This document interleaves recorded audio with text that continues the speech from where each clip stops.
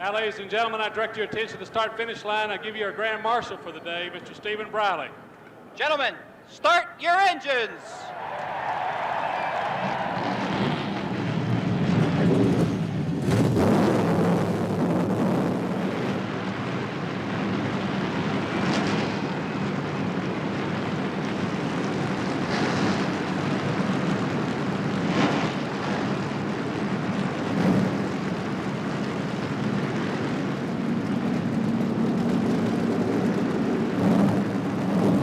42 cars come to life here at the Alabama International Motor Speedway, 2.6-mile track, 4,000-foot back straightaway. There are the men in the front row. As we take a look at the starting grid, the 79 and 82 champion on the pole, flanked by Sterling Marlin, who's had an excellent run. He could be a real contender today. Going to row 2, Davey Allison, who finished second here a year ago, and Jeff Bodine. In row 3 for today's race is Morgan Shepherd and Dale Earnhardt, the 83 and 84 winner, the only man to win it back-to-back. Next row back is Ken Schrader out of Missouri, Harry Heidkar, he'll be a strong runner, and Bill Elliott, the defending champion. For row 5, there you find Ricky Rudd on the inside, and from Mattituck, New York, Greg Sachs. In row 6 is the 86 winner, Bobby Hillen from Midland, Texas, and alongside Phil Parsons, who has tasted one Winston Cup victory this season. For row 7, it's Kyle Petty, and there's Buddy Baker, the 1975 winner. Row 8, Mike Alexander, subbing for Bobby Allison and the 85 champion Cale Yarborough. In row 9, it's A.J. Foyt and Harry Gant. For row 10, as the field begins to roll out, Mickey Gibbs and Mark Martin from Arkansas. In row 11 is Terry Labonte of Texas and Rusty Wallace, the current point leader in Winston Cup. Row 12 is Jimmy Means of Huntsville, Alabama, and Eddie Bierschwil from Texas. Row 13 is Rick Wilson from Florida, Dale Jarrett on the outside. Row 14 is Mike Waltrip and Rodney Combs from Lost Creek, West Virginia. Row 15 from San Diego comes Ron Esau, and from Mississippi comes Lake Speed. Row 16 is Ernie Irvan of Modesto, California, and Alan Kowicki from Greenfield, Wisconsin. In row 17 today, Brett Bodine on the inside, and the 74 winner, Richard Petty, starts 34th. Going to row 18, Joe Ruttman of Upland, California, and Ken Reagan of Unadilla, Georgia are there. In row 19 is the 76 winner, Dave Marcus of Wisconsin, and Arizona's Phil Barkdahl. Row 20, Ken Bouchard, leading rookie contender in Winston Cup, the Bob Whitcomb car, and Brad Knopfsinger from Huntington Beach, California. And 2 provisional starters round out the field. Having to take a provisional start, Benny Parsons, and alongside is Derek Cope of Spanaway, Washington.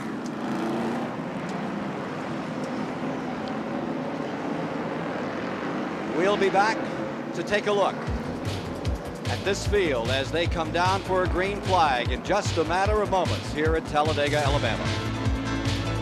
Pontiac has never won this race. The leading contender to do so is this man, Rusty Wallace. You're looking out of his car. Rusty, how about it? Is that Blue Max Racing team ready to win here today and stay up and top of the points? Well, it's going to be a tough one today, I'll tell you, because we're starting way back. But the car's handling good, and I hope that's going to work to my advantage. Well, I'm going to do all I can today. It's going to be tough, like I said, but I'm just going to have to count on the handling, going to have to count on the draft, and have to count on a lot of guys working with me. I'm not going to think about the points today. I'm just going to drive hard and try to pull a victory off. Good luck to you today, sir. Thank you very much. Now let's look at the other cars within car cameras. Davey Allison. And he also has a rear camera, rear bumper camera. There's some look at what should be around 198 miles an hour in lap 2. And then a man who won this race previously. CBS has had 2 victories in Daytona. With Cale carrying our camera, we understand that another year may see Cale with a different driver. And this man who won in 75 has a camera out of the front of his car looking right up the backside of car number 88, Buddy Baker's machine. Let's take a look at this track itself. 2.66 miles, that back straightaway, 4,000 feet long, 33-degree banking in the east and west end, 18 degrees directly down below us, and a little bit of a banking on the backstretch, more or less to let water run off more than anything else. Ken, in the grid today, the 42 starters, they represent 514 Winston Cup victories, and 21, exactly half of the field, are previous winners on this circuit. Down for a start. You know, Ken, There's only 10 drivers in the field that don't have cool suits on. It is intensely hot down there, and one of those drivers is Bill Elliott. He just said he didn't want to wear one. So everybody but 10 are refrigerated in today's race. Coming down for a start, 11 Fords, 10 Chevrolets, 9 Oldsmobiles, 6 Buicks, 6 Pontiacs roll across the line. And the $500,000 Talladega 500 is under green here on CBS. Waltrip breaking out in front. Great start. Yesterday, Grant Adcox won again as he outpowered the entire field after a great battle with Patty Moise and Red Farmer in the early going. Who's going to win today? 17 different winners in 19 races. Only one man has ever won it back-to-back, Dale Earnhardt, and the other man who had won it twice, it's Waltrip on the point, being followed by Sterling Marlin to turn 3. No big surprise that Darrell Waltrip broke out in front. His car has an exceptionally strong engine in it. He feels that that's going to work to his favor here today. Davey Allison carrying a sign he handmade this morning for his dad. And as you watch Morgan Shepherd slide in there for third in the number 75, replacing Neil Bonnet today. And look at Davey going down on the bottom of the track as he pulls up on Bodine. 3 wide at the start-finish line. Incredible run down into turn number 1. Look at him, still 3 wide. Davey Allison mixes it right up strong in the early going. And he's going for it. Waltrip is in front. Davey Allison slithers up on the bottom of the racetrack. Goes for second place. Each of the drivers will try to find them someone that they can run well in the draft with and get them a dancing partner, so to speak. And it might be that Darrell Waltrip and Davey Allison have a good combination going because they pulled away a little bit from the third place car. Look at Davey Allison close here. Davey Allison said earlier he doesn't like the restrictor plate, and Darrell Waltrip does like it. Allison said you can't pass 400 horsepower when you only have 400 horsepower. We'll see now if he can do something with his 400 horsepower. Rusty Wallace coming to 18. Nobody getting away, just as predicted. Running these restrictor plates. Here's Rusty Wallace coming up on the outside of Buddy Baker's 88. Rusty's doing a good job. He's moving up towards the front from where he started. Here he comes around Kyle Petty now. Closing on Phil Parsons in the 55 car on the inside, following Baker on the high side of the racetrack. Almost getting touched there. At about 200 miles an hour. Incredible pictures here on CBS. Out the backside, you see Rick Wilson, the guy who finished second at Daytona in that incredible finish to Bill Elliott, also meandering up through traffic. Look at this battle up in front. Wilson has tagged on to Rusty Wallace. He has seen that Rusty is making a move up through the pack. He's sort of jammed in there at the moment, but he'd like to draft with him up towards the front.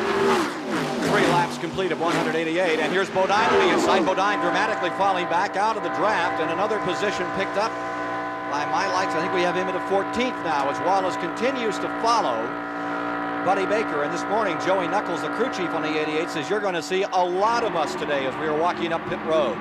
And here comes the Harry Hyde car, now in third. Down to the inside, Schrader making his move, coming up on the bottom of the racetrack. Yesterday in practice, he was one of the strongest cars on the racetrack, and several of the drivers said he is one to watch here today. That car is handling very well on the low side of the racetrack, and it looks like car number 31, Joe Ruttman, might be having some problems. Well, you know, Darrell Waltrip just turned a lap at over 197 miles an hour. A mile an hour faster than he qualified. It shows what the drafting will do to lap speeds here. No way to get away, Chris. You got to run together all day long. There's 7 of them there now. Looks like they may be edging away from the rest. That's going to make quite some interesting racing. I tend to like the carburetor plate myself if it stays like this all day. I don't think the drivers care very much for it, however, except the Randy Dorton people who prepared the engine on number 17.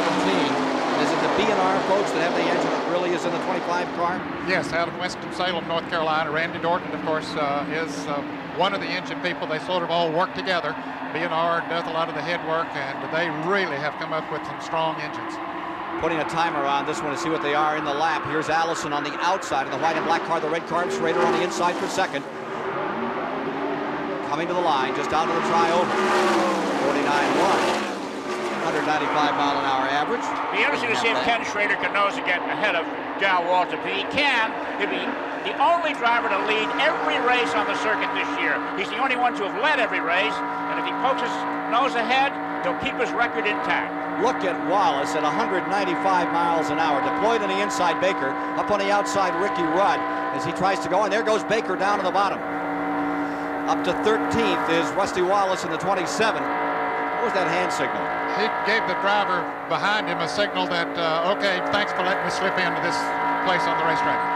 Now you see Bodine coming back up through, and here's Joe Rutland's number 31 back on pit road. After just 5 laps, Rutland in for service, going a lap down. Back with the racing, and you're riding with Wallace in this tremendous skirmish.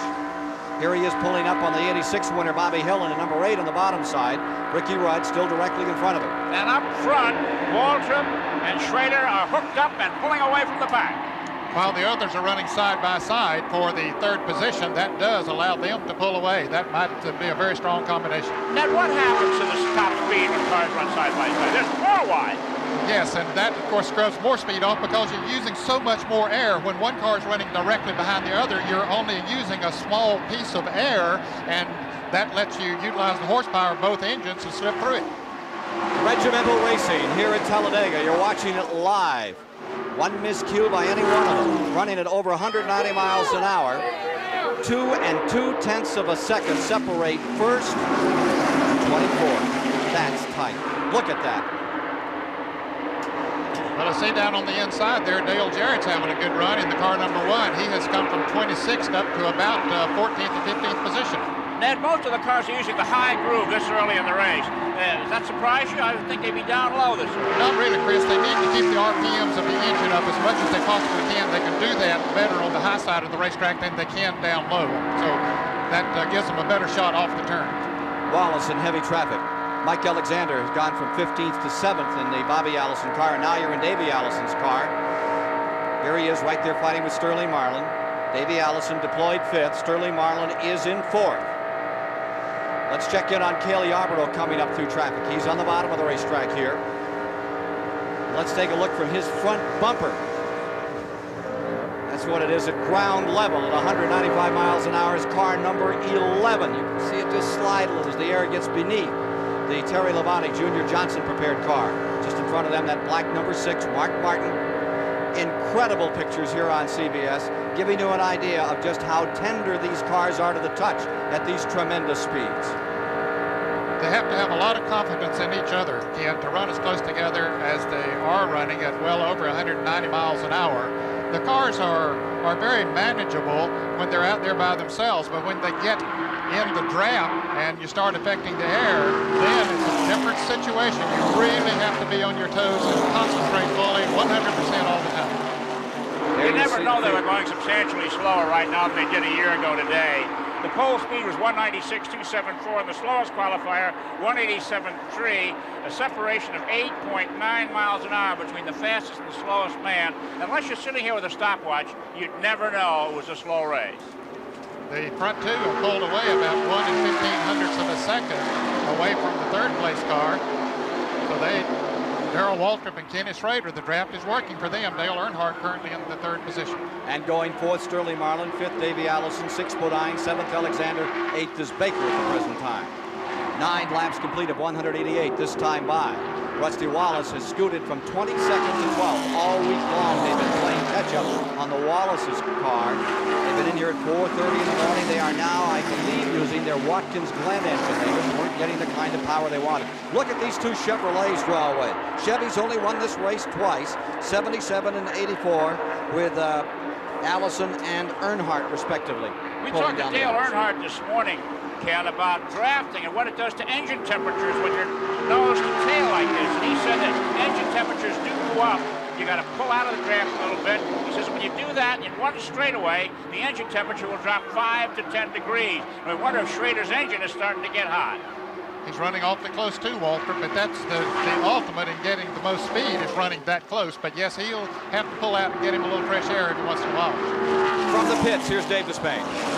A lot of talk about team strategy. Who's your drafting partner here at Talladega? Who helps pull you up through the field?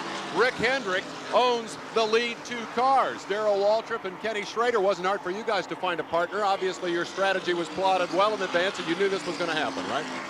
I wish I could say that's true, David. No, cars are running good. We knew they were going to run good today, and you know, the same guys built the engines in both cars, so we're glad to see them up there. I hope we can stay there. Did you know they'd run well together? There's so much talk about which body styles draft together. Did you know those two Monte Carlos would run well together? Yeah, we knew they'd hook up and run good.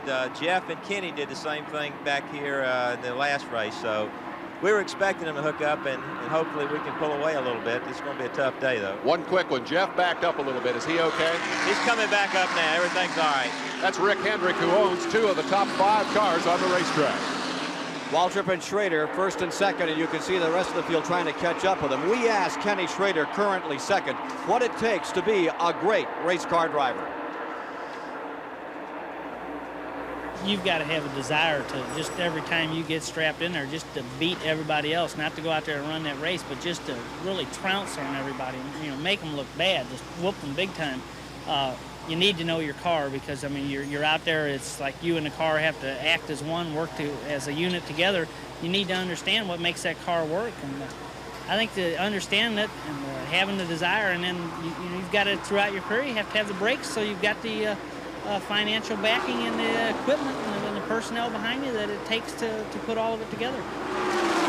Davey Allison just sent Schrader back a spot, and Allison is going for the lead in turn 1. Bottom of the racetrack, Davey Allison, second here a year ago, going for it. He has Waltrip pinned on the outside, and it's Allison going for first. Into second move Schrader, and here comes Earnhardt in the man in black in car number 3. And Schrader caught the toe right there. Back straight away, Earnhardt on the inside. He may be going for it. Well, it looks like the Dale Earnhardt of old there in second place now. Switching positions up in front, giving Davey Allison the advantage for the moment in the Ford, and from his vantage point, this is what it looks like with Waltrip taking, Earnhardt having to jump off that outside groove. I think he might have been in contact. Earnhardt and Waltrip side by side, and look at the Earnhardt car on the bottom wander just a little under that tremendous power and pressure. This is a little therapy for his father up in the Allentown Hospital, who sure is watching right now. Get well, Bobby. Let's take a look and replay of what just about happened here. Earnhardt. In fact, he might have got touched just a little bit by Phil Parsons from the rear there that put his car almost in a spin. Great ability on Earnhardt's part to correct out of that with no lasting effect. Somebody else might have spun. First to 6, 4/10 of a second, Chris. Unbelievable competition. Take a look at these pictures. As you watch Davey Allison slide back, and look at those cars just weave and bob. They look so stable from outside in the grandstand or looking down from our camera locations, but inside you get a sense of what it is to manhandle 3,500 pounds of steel at close to 200 miles an hour. Well, there are 8 cars now in that lead pack as we see them go into turn 1. Moments ago, Ken Schrader and Darrell Walter for a little over a second ahead, but the others hooked up in a draft, ran them down, and now we have a change of lead again. It's an 8-car ballet up for front. Look at this. Now Schrader's nose dead. If he can hold that to the start-finish line, he will have perpetuated his record. Chevrolets line up side by side, 3 deep, going down into turn number 3. Chris, you've been covering Formula One all year. How many passes have you had for the lead this year? Why, we've had 2, Ken. I remember them well. In how many races? In 9 races, we've had 2 passes for the lead. Memorable one. Here we are, still even here at Talladega in the most competitive racing in the world, coming down to complete the 15th lap. As Waltrip on the inside has Earnhardt to contend with now. And Davey Allison on the high side, going down into the 33-degree banking another time. Exciting racing, and will be so all afternoon here on CBS, so stay with us to be followed by the Buick Open later today. We'll return with more live flag-to-flag coverage of the Talladega 500 after this word from your local station. Back with you once again as we look at the leader, Dale Earnhardt, in the number 3 with Davey Allison chasing him. Chevrolet versus Ford with 18 laps of 188 complete. You see Bodine getting back into it in the 3rd spot. Here they come into the Tri-Oval. Marvelous picture of this immense crowd. It's like the largest they've ever had here. And here again we see the front 2 that's hooked up and running directly behind Davey Allison, directly behind Earnhardt. The others running side by side back there for position, allowing the front 2 to get away a little bit. Ford-Chevy duo up in front, and further back, this is what they look like. We'd like to give you a rundown currently on the top 15, but they are swapping positions every lap so rapidly. Makes it a little difficult. Here's your leader, Dale Earnhardt, 2-time winner. Davey Allison, runner-up a year ago. centering his attention on getting by the big black number 3. Well, it shows the significance of the draft, Kennedy, because the fastest cars just a few minutes ago were Waltrip and Schrader, and they're back now at the tail end of that drafting pack. Could be that their chassis is changing a little bit as the tires heat up. Sometimes they'll have a tendency to get a little bit loose. And Darrell Waltrip is one driver who does not like to drive a car with a loose chassis on it. If it starts to move around a little bit with it, he'll just sort of ease out and run along with the pack and not try to do anything spectacular. Give a call to Phil Parsons. That's right where he got in trouble several years ago and flipped 18 times. There's Ruttman in trouble again, number 31. Ruttman will be pitting as he drops down, smoke pouring out of the back of the number 31 car. The caution flag is coming out. Evidently, he dropped a little oil on the racetrack, so this will give them an opportunity. Most of them, I think, will be coming out of the pits once they get back to the start-finish line. Caution coming out at lap 20. The first 10-lap rundown had an average speed of 192 miles an hour. In the days before they restricted the cars and put on the carburetor plate, we went 200 miles an hour back in 1986 at an average speed of 200.334. So that record will not be tampered with, nor the second 20 laps here today. And here they come down pit road. It may be there'll be no cars on the track. Most everyone will take advantage of this caution period to come in and change tires, fill them up with fuel, and make any adjustments that they may need. There's the windshield getting cleaned, Davey Allison's car. One car staying on pit road. There's Cale Yarborough coming in. I think only Mickey Gibbs will stay on. Let's go to Mike Joy. Quick pit stop for Jeff Bodine. They took on left side tires only. Now, usually in a situation like this under caution, they'll take on 4 tires to see how that car has been performing and measure up the stagger and everything about those tires as they come back in. We'll try to get word from Waddell Wilson in a minute to find out why. Now let's go to Dave Despain. Darrell Waltrip in and out in 24 seconds for a 4-tire change and fuel. The car that had been the early front runner has now dropped back into that draft a little bit. Jeff Hammond is the crew chief. Jeff, what changes did you make to try to get Darrell back to the front? Well, really, we don't have a problem right now, Dave. It's still a long ways in a 500-mile race, so we told Darrell to back off, see what the competition had for us, and let's not try to bow up anything so early in the race. We were just checking everybody out. We're in good shape. He told me this morning he had the best car that he'd ever had to win this race, and now what he had to do was not go out and burn it down. Is this conservative strategy early part of the plan? Well, I wouldn't call it conservative. I just would call it probably being smart, because it's real hot here today, and you can see right now there's a lot of guys that are really going to be tough today, so we're trying to, have our equipment around at the end. That's the main thing. Jeff Hammond keeping his car in the lead draft, back up top. Okay, it was a bad pit stop for Ken Schrader. He spun coming in, and as a consequence, he went out last. From Cale Yarborough's car, here's what it looks like coming off pit road, Chris. Cale Yarborough's number 29. This is from that front bumper camera in the machine. First you see the Ricky Rudd car pulling out. Almost hits this wheel. Away and running. Cale coming back out with his car number 29, carrying one of our 3 CBS onboard cameras today. Boy, It gets busy on pit road when they have a caution flag early, and the signal is that we'll get back to green flag racing. One more lap when they come to the start-finish line this time. Now you're inside Cale Yarborough's car with 21 laps complete. Mickey Gibbs chose not to make a pit stop, Ken, and as a result, he's the leader. He gets 5 extra points for leading the race. He's a graduate of Bob Harmon's All-Pro Short Track circuit. All right, Mike Joy down pit road is with Waddell Wilson. He's having a word with his driver, Jeff Bodine, and as we saw a second ago, that quick pit stop got him right to the front. Is that why you only took on 2 tires? Yes, Goodyear told us there wouldn't be any problem with tires today. After the ARCA race yesterday, everything looked real good, and we decided just to change 2 now, and we looked at the others, they were okay, and filled it up with gas, because drafting is so important here, and if you get out of the draft or out of the lead draft, you really get yourself in trouble, and we got back once today and had to work our way back up, so I'd want to try everywhere in the world to keep him up there if I can. So they've forsaken fresh tires on the right side for track position. We'll see how they do. Leading the event is 30-year-old Mickey Gibb, who won 7 of the All-Pro Series last year. Car owned by his dad, Don Gibbs, and you see the black number 01 out in front out of Gainesville, Georgia. Now that the tires are all doing well, we don't hear much about the tire war, in quotes, between Goodyear and Hoosier. However, 13 drivers in the race have elected to start on Hoosier tires, the balance on Goodyear's. Goodyear seems to be the selection on today's race. That's right. Goodyear's been around a long time. He's got a lot of experience in this track. It's interesting. This track is banked 2 degrees more in the turns than Daytona, and it's at 0.16 miles longer, and it's traditionally a lot faster. Just those little differences make for a lot more speed. So we're watching Gibbs at this moment in the 19th position on the start, now leading the group out of Glencoe, Alabama, in the Gibbs West Racing Ford.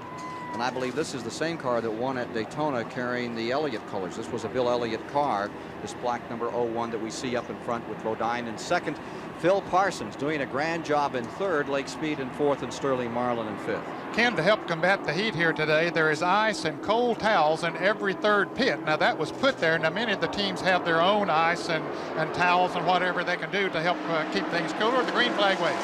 Coming down for the start, Gibb out in front. Remember that 6 drivers have won their first Winston Cup race here in Talladega. Brickhouse in 69, Brooks in 73, Pond in 78, Rod Bouchard in 81, Hillen in 86, Davey Allison in the Winston 500 in 87. Gibbs immediately falls back. He may not be one of them. Possible problem there. Jeff Bodine nosed ahead of Gibbs before the start-finish line and took the flag first. That may cost him. He might have jumped the flag. We'll see if he does indeed get a black flag, and I think he is going to. It'll be a stop-and-go penalty, so that strategy that they worked out by changing only 2 tires is going to backfire on him. And 55, Phil Parsons, is perched up in front for the moment. There's Bodine shown as the leader. Let's see if a consultation flag comes out as they come down by. Lake Speed finds himself going to the 3rd spot as the field. And Jeff Bodine does come down pit road. Boy, this is a costly pit stop for him. It'll be just a stop-and-go penalty. And that's all it was, but the full field has completely gone by him. He didn't have to spend much time in there, but it's going to cost him a lot of time on the racetrack. What do you think's going through his mind now? Oh, he's got to be frustrated. Said, I got on the gas just a little bit too early. If I'd waited just a 1/10 of a second. His wife will talk to him, too, when it's over. Waltrip in the 17 down to the bottom of the racetrack, picking up 1, 2, 3 automobiles as he closes up on traffic, and Davey Allison hurdles along with him up through traffic. There you see Lake Speed. Dancing the number 83 up there, and almost touching the number 3 as they come through traffic. Wild racing up in front, and to the lead goes car number 17. Waltrip's car works so well on the inside of the racetrack. Now, we were talking about him dropping back just a little bit there earlier. His car began to move up the racetrack. That was as a result of the tires heating up a little bit, but when he has cool rubber on it, that car will stay right down on the inside of the racetrack. Now remember, heat is the issue. We're not worried about burning their feet anymore, but they burn their hands, they burn their knuckles. The steering wheel becomes literally white hot. A.J. Foyt had to retire because of that a year ago. Look at Lake Speed challenging on the inside on that 4,000-foot back straightaway. Some of the drivers, the newcomers here, had to put extra insulation on the floorboards to practice. The cars got so hot during practice. Kenny Schrader, incidentally, is back in 28th place after that long pit stop because of his spin on pit road. Here's Wallace down on the inside, knocking him over like 10 pins as he hurdles up through traffic. 25 laps are complete in our live CBS coverage of the 20th annual Talladega 500. Stand by for more. Back with you. This is how they were lined up at 25 of 188 complete. Waltrip was in the lead with Davey Allison then second. Dale Earnhardt was in third. Lake Speed was fourth, and Phil Parsons was fifth. What a difference a lap or 2 makes. Now showing 28 complete, and it was Waltrip out in front. It's Earnhardt second, Parsons third, Davey Allison fourth, and here comes Dale Jarrett in the number 1 car, and on the outside is Mike Waltrip. Now there are a couple of those dark horses you were alluding to, Chris, that could really be factors here. Dale Jarrett is driving a marvelous race. Down to the bottom in number 1, and Mike Waltrip, who had a second earlier this year, Pocono, Pennsylvania, continues to bring his car up through the Chuck Ryder machine, pacing himself very well, was 19th after the caution. He's flown through traffic. Those top 5 were all General Motors cars, but here comes Bill Elliott in car number 9, the Ford exponent. Now Dale Jarrett got himself in a bad position. He was trying to move by Davey Allison for 4th on the inside. Couldn't quite do it. Bill Elliott moved around him, and looked about a half a dozen other cars moved by him just on one straightaway. Feast or famine, huh, Ned? Yep, boy, you can go back in a hurry, you can come towards the front in a hurry. Lake Speed in car number 83 is up into the 6th position, and he's having a swell race today. Let's go to his pit area and see what the story is. Well, the story is how he got to the front from 30th starting spot. We saw Bodine just change 2 tires, improve his track position. Darrell Bryant, crew chief for Lake Speed. How'd you guys get from 30th all the way to the front? Well, what we did, we were running pretty good. We started so far back, so when that caution came out, we decided to put some gas in it and go. The car's working real well on the tires that's on it. No tires on the pit stop then. That puts you all the way up to the front, but now you're slipping back into that big pack. Should you have maybe changed the tires? Well, no, I don't think so. Right now, we're slipping back, but we catch the draft right. We come back that time by, we're still running. We moved ourselves back up the fifth that lap there. So we're going to slide back as far. We hope we can stay with that lead pack. All right, it's all part of the strategy of the draft. Darrell Bryant hopes his man's got it right. Now, car number 29, Karen, one of our onboard cameras. That is the the Cale Yarborough car is in 17th position, and Rusty Wallace is currently being shown in the 19th position in this field to sort out. This is incredible racing today, and again, the issue becomes the carburetor restrictor plate, which took about 10 miles an hour off the field and put them all together in a bunch. It makes for very nervous competition because drivers that don't usually run up here with the top men are all mixing it up today. Gentlemen, how do you feel about that? First unit. Well, I think the restrictor plate has definitely tightened the field up. It has slowed them down a little bit where they can race. Darrell Waltrip made the statement to his fan club meeting yesterday morning, which I attended. He said a couple of years ago we were running 215 miles an hour in competition here. He said we couldn't pass because we were running too fast. He says now they say you can't pass because you don't have the horsepower. But at least the cars are all running close together, and they are doing a lot of passing out there, Chris. I think what's happened, this is the fourth and final race of the year where the restrictor plates will be in use, and the engine men have learned how to manicure those engines where driver A has a better engine than driver B, so it's coming back to where we're going to see some racing like that. Another interesting point is the only driver in the top five without a cool suit is Mike Waltrip. All the other drivers up front are refrigerated. Davey Allison seems to be sliding back a bit in the field right now as we watch Bill Elliott in fifth place, Sterling Marlin there in sixth, and the Wilson car in seventh. Let's go down to Mike Joy and find out what's happening on Davey's car.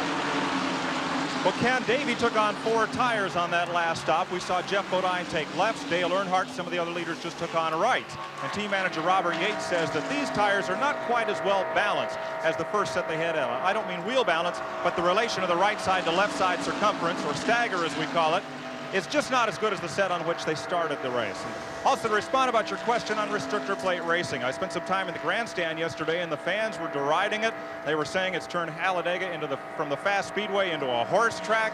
But I think sitting up there today, the race they're seeing will change their minds. Have to wait and see on that one. Getting that restrictor plate right and actually getting the carburetor to feed that fuel in and not puddle on top of the plate is the reason you're seeing the 17 car blow away, and I would presume the 3. Wallace's people were having a terrible time with it, Harold Elliott, and here comes one car on pit road. I believe this is Rusty Wallace now coming in, has been running in 17th spot. And this would be an unscheduled pit stop for him, Ken. Let's see what they do. They're going to the right side. You can see the crew, and Dave Despain is there. Winston Cup point leader Rusty Wallace on pit road, definitely unscheduled. You can see a scuff mark on the left side from contact on the racetrack.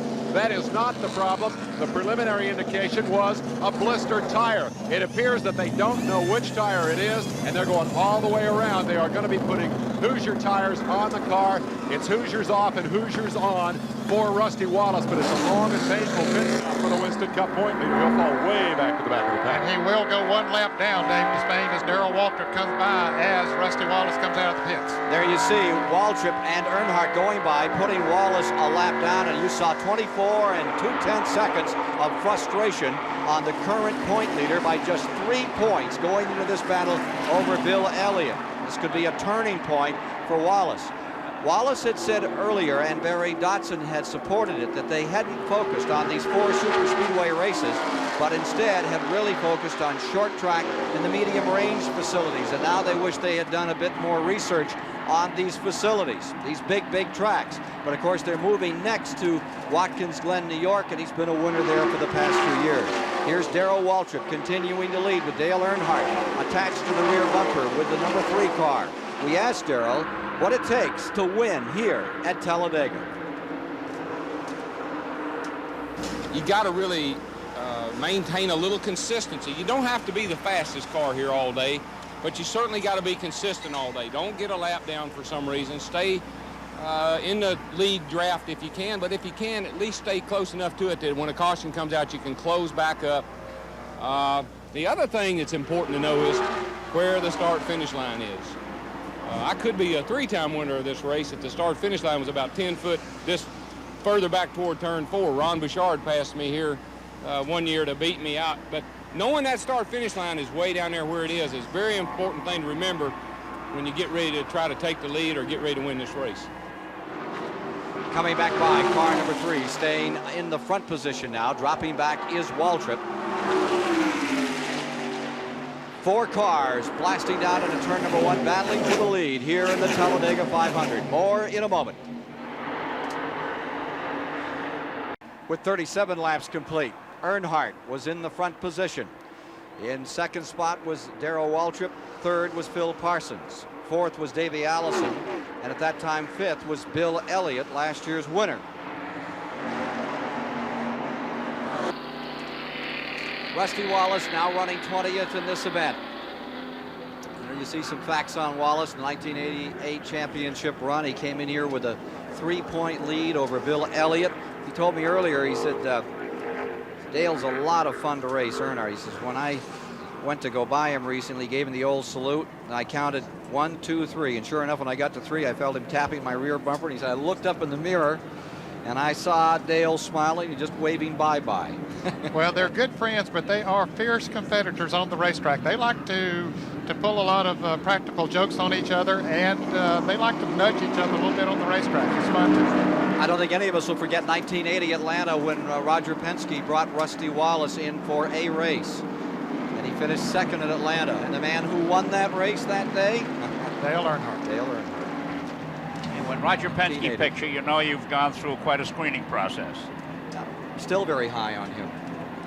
Getting set for a start. They've got the field straightened out, and guess who's in first as they get ready to turn them loose.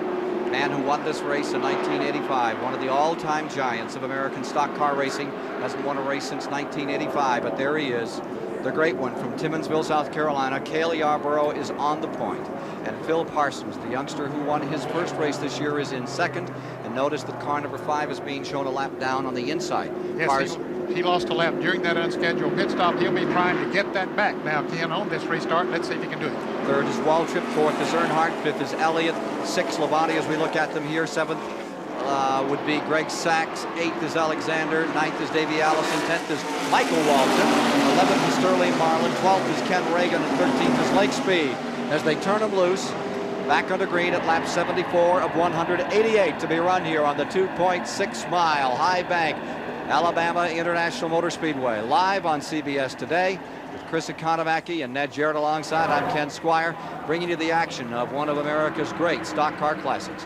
Here's the battle for the lead in the back straightaway, and Phil Parsons is going for it. I believe that's the first time he's led today. And he moved by Cale with ease with the help of Darrell Waltrip, and here's Dale Earnhardt down on the inside. Cale caught up on the outside, no one to draft with, and everybody just moves right on by him on the inside. Everybody's slipping up on the inside, including Jeff Bodine, still a lap down to those leaders. How refreshed, Ned, was that long yellow for these drivers? It did give them an opportunity to relax, cool down just a little bit, get something cool to drink, and most of them will, of course, turn that air conditioner or their cool suit down a little bit during that period of time, but at least it does give them time to relax a little bit, but they're anxious for the green flag to get out again. Parsons out in front. Can he win again on a super speedway? Won here earlier this year in the Winston 500. Here comes Waltrip back after him. Waltrip felt that he had the strongest car here in May when Phil Parsons did win, but he had an engine problem, and showing again today that he does have a very strong car. And look at Parsons fall back into fourth. Elliott up to third, Earnhardt into second now. Waltrip leading. 76 laps this time by Chris. Those heartbeat of America Chevys are really showing well today, but Bill Elliott in the Ford is right there in third place. It's going to come down perhaps to a Ford Chevrolet battle for top honors in this one. Well, and let's not forget either that Phil Parsons continues this great run that he's had all afternoon. He's qualifying as we look at some of the traffic out here. Take a look at some of the leaders. Laps have been completed. That car number 55 that started in 12th, that Oldsmobile, could be a real factor before the day is done. 11 drivers have led the race so far, and we're yet to reach the halfway point. Again, a capacity house is here at Talladega, Alabama to enjoy this day. The temperature now stands about 100 degrees. 100,000 here to watch this event. Later this afternoon, the Buick Open here on CBS. More live coverage. Notice the line that Waltrip is taking extremely low down in turns 1 and 2. Before he was running up higher on the track. When he has chassis obviously has been adjusted. And the fresh tires, I think, Chris, that they put on during the caution period allows him to stay down and not drift up on the track. And that's the way he likes it. He likes to run low on the racetrack. Richard Petty and other drivers like to run high. Petty likes the rim. He's a real rim rider. Yeah. But everybody following him down on the inside there now.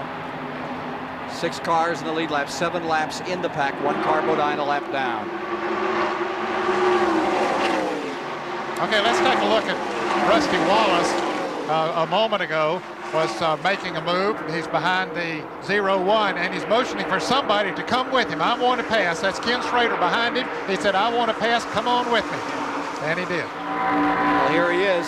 How much help would Schrader pulling it behind him give him? How important is that to the pass? Oh, it's very important because it helps him to use that same air and just draft right on past the car in front of him. Mark Martin's number 6 now being challenged by the 27. The leader, Waltrip, gets breathing room. Almost 3 car lengths, and then it disappears again. Now, that was the subject of the press's speculation that drivers are going to get, as they call them, dancing partners before the race. But, of course, you don't know where your dancing partner is going to be. So you have to pick up somebody and take advantage of who's there at the moment to form a 2-car drafting team. And there are combinations of cars that just seem to work better at Daytona. When he was to stop and show that Bill Elliott came from 38th place. The reason he was able to do that, he learned he was about to be left by Rick Wilson, and he learned that those 2 cars running together could run faster than any other cars on the racetrack, and a caution came out. He got to catch up, and as a result, he went on to win the race. So the Ford and an Oldsmobile in that particular case worked very well together. But the Chevrolet seemed to be working well together here today. Here's Dale Earnhardt trying on the inside of Waltrip for the number 1 place. So you can understand why these engineers and team managers spend so much time and so much money with their cars in the wind tunnel. Get them aerodynamically right. One that seems to be right at the moment is number 5, Bodine. Seems to have the power, like to get his lap back. Sequestered behind those 3 leaders, with Darrell Waltrip continuing to lead. Dale Earnhardt in 2nd, and Phil Parsons, the spoiler, riding in 3rd here in the Talladega 500. This Talladega Diehard 500 race summary is sponsored by Quaker State Motor Oil, where the big Q stands for quality. We've got trouble in turn 4. 1 car out of shape, caution coming on. It's one of the Stavola cars. Mike Alexander. It's Mike Alexander in the Bobby Allison ride. Getting loose. Looks like he's lost his windshield, perhaps. Was running in 11th. Car number 12 is in. Well, he came down and was able to, when he ended his spin, he was on the pit road, or when he was out of trouble, and he came right down, stopped in his pits. His crew chief, Jimmy Phoenix, said, go on back out. Let's stay in the lead lap, and we'll come back in next time around. Rusty Wallace had a pretty good vantage point to watch all of that. Let's see what Rusty saw. Okay, here they are coming off of turn 4. And we see up in front of him that looks like Mike Alexander's car just gets loose, and then the smoke really gets in Rusty's eyes, but he makes a good move to the outside and moves on around the spinning car, Mike Alexander. See how gentle a touch on the steering wheel was, Ned? He moved it about 1/8 of an inch is all. Yeah, you calm and collected guy. Can't move too radically. Let's take a look at normal speed at this as the windshield was sucked out of car number 12. Mike Alexander. Watch his hand on the steering wheel. He's on the inside of another car, and all of a sudden the back end just goes out from under it, and around he goes. So Mike Alexander has had a 10th, 15th at Daytona, 15th at Pocono, having misfortune here today. Pulls the car into the pits as we are into the 4th caution of the afternoon. Here's Alexander coming in. They prepared for a new windshield, I am sure, and they immediately go to work on car number 12. And that'll be the first thing they'll do. Here's Mike. Well, you see how quickly they can get this windshield in. They didn't have an old one to take out. Usually this change takes about 30 seconds. The clips screw in. There's the Allen wrench to hold down the retaining clips. And you see the bars behind the glass. That's what saved Mike from that windshield imploding in on him. Now, since he's here, they'll take the time to put tires on the car and fuel it. But their main concern, keeping Mike Alexander on the lead lap. It's not often that you can make a pit stop under your own yellow flag, get all the work done, get back out without losing a lap. Very true. He stalled. He started to go again, and now he's backing up. Let's see. That's a little unusual that you see him backing up. Here's Mike. Now you see they had prepared to change 4 tires, dropped the jack, and Mike went off. But the NASCAR official right here on the spot noticed the lug nuts were already off the left front tire, so he had to come back and put them on, or that wheel would have fallen off as soon as he tried to move the steering wheel. Now, that's a sharp official. Very definitely. So he still remains in the lead lap, though. It takes a while to go around this track under caution, so they were able to do all of that work and keep him on the lead lap. Imagine calling your friendly automotive repairman saying, I'd like to get the windshield changed, 4 tires, work Can you done. imagine what the estimate would be if you took your car to the downtown and how long? They'd want it a week, and they'd want several $100s for the work. Of course, now that was not a cheap pit stop here, because that set of tires is about $700, and of course the windshield, I guess, would be another $150 or whatever. And where do you find somebody to change a windshield? We asked Mike Alexander if he feels pressure filling in for the injured Bobby Allison. You know, coming into this race where he's won more here than anybody else, that's a little pressure, and we're working extra hard to make sure that we can run as well maybe as Bobby had. But, you know, we're not trying to fill his shoes, and I know there's no way I could ever do that. But if we run the best we can, then we'll make him proud of us. Less than a lap to the green flag. Bill Elliott is back on pit road for a second time. They had a very long initial pit stop. They sensed a problem with the right rear tire, and now they're having trouble on that side of the car getting that change made. They're working over there on the right-hand side of the car, and this is definitely going to be a big problem for Bill Elliott, because it's going to put him all the way back to, if indeed he can get back out there before this field comes around. They are not able to get that tire changed. They're topping off the gas tank, but that's just a precautionary thing. The real problem here is definitely the tire situation. And let's get a word quickly from Dan Elliott if we can. Dan, what happened? Got a lug nut on the rear we can't get off, and didn't get the tire changed. So. Did you get that tire on? No. Let's go to Mike Joy up pit road. Well, I'm with Jimmy Fennig, and you and Pat Broyles were having a little bit of a laugh there, but you guys had a lot of work to do in a hurry.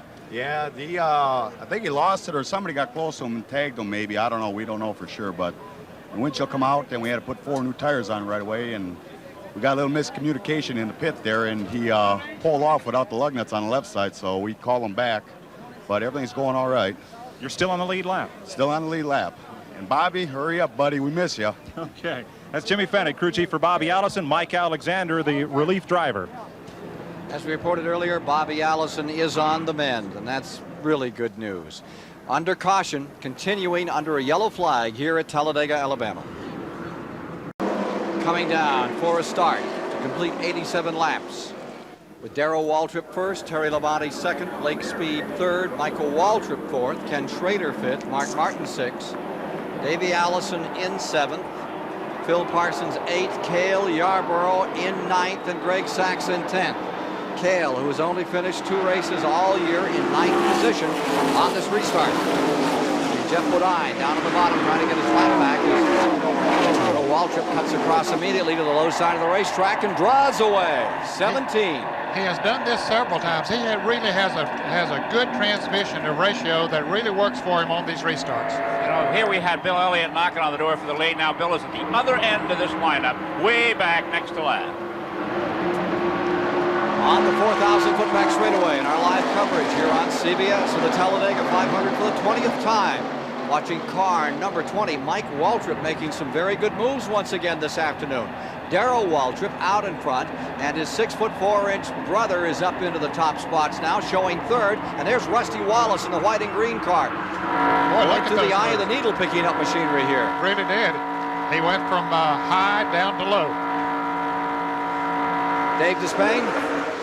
The problem for Bill Elliott, it was the classic $2 part, the lug nut, not this one. They took the lug nut that failed and threw it halfway out of this ballpark. It's simply rounded off. These edges that catch the studs or that catch the notches on the socket, rounded off. They had no way to get it off. They had to bring him in twice more, finally put vice grips on it and muscle it off. It was the lug nut, not the stud, that caused the problem. He's now back out with all good lug nuts, but he's all the way at the back of the field. Here's Davey Allison really slowing down in car number 28. Something amiss on his Ford. Going into turn 3, the field shooting by.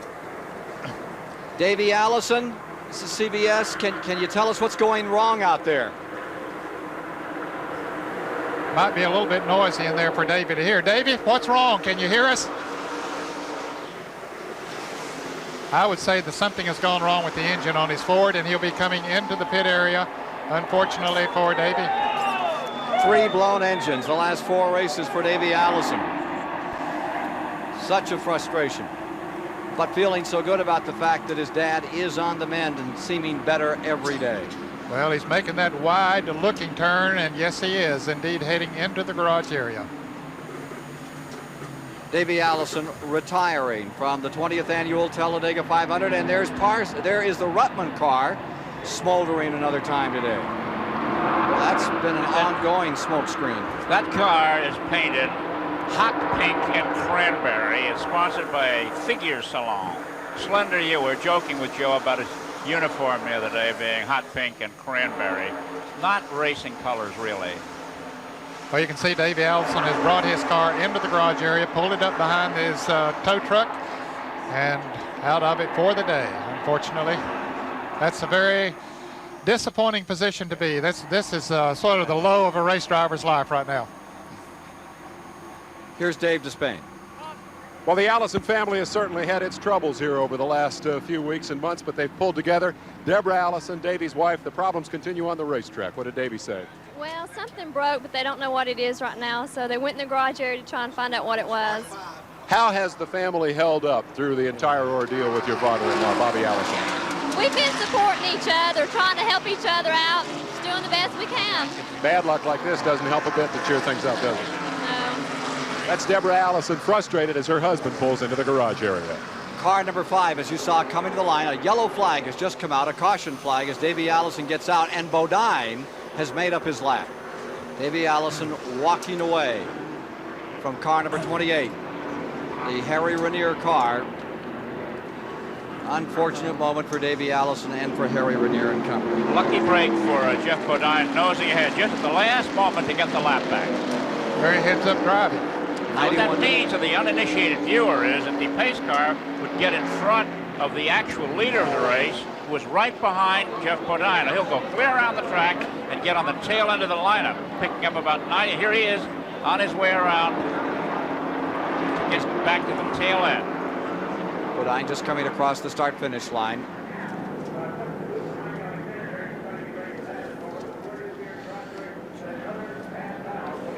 Well, this Talladega Diehard 500 race summary is sponsored by Quaker State Motor Oil, where the big Q stands for quality.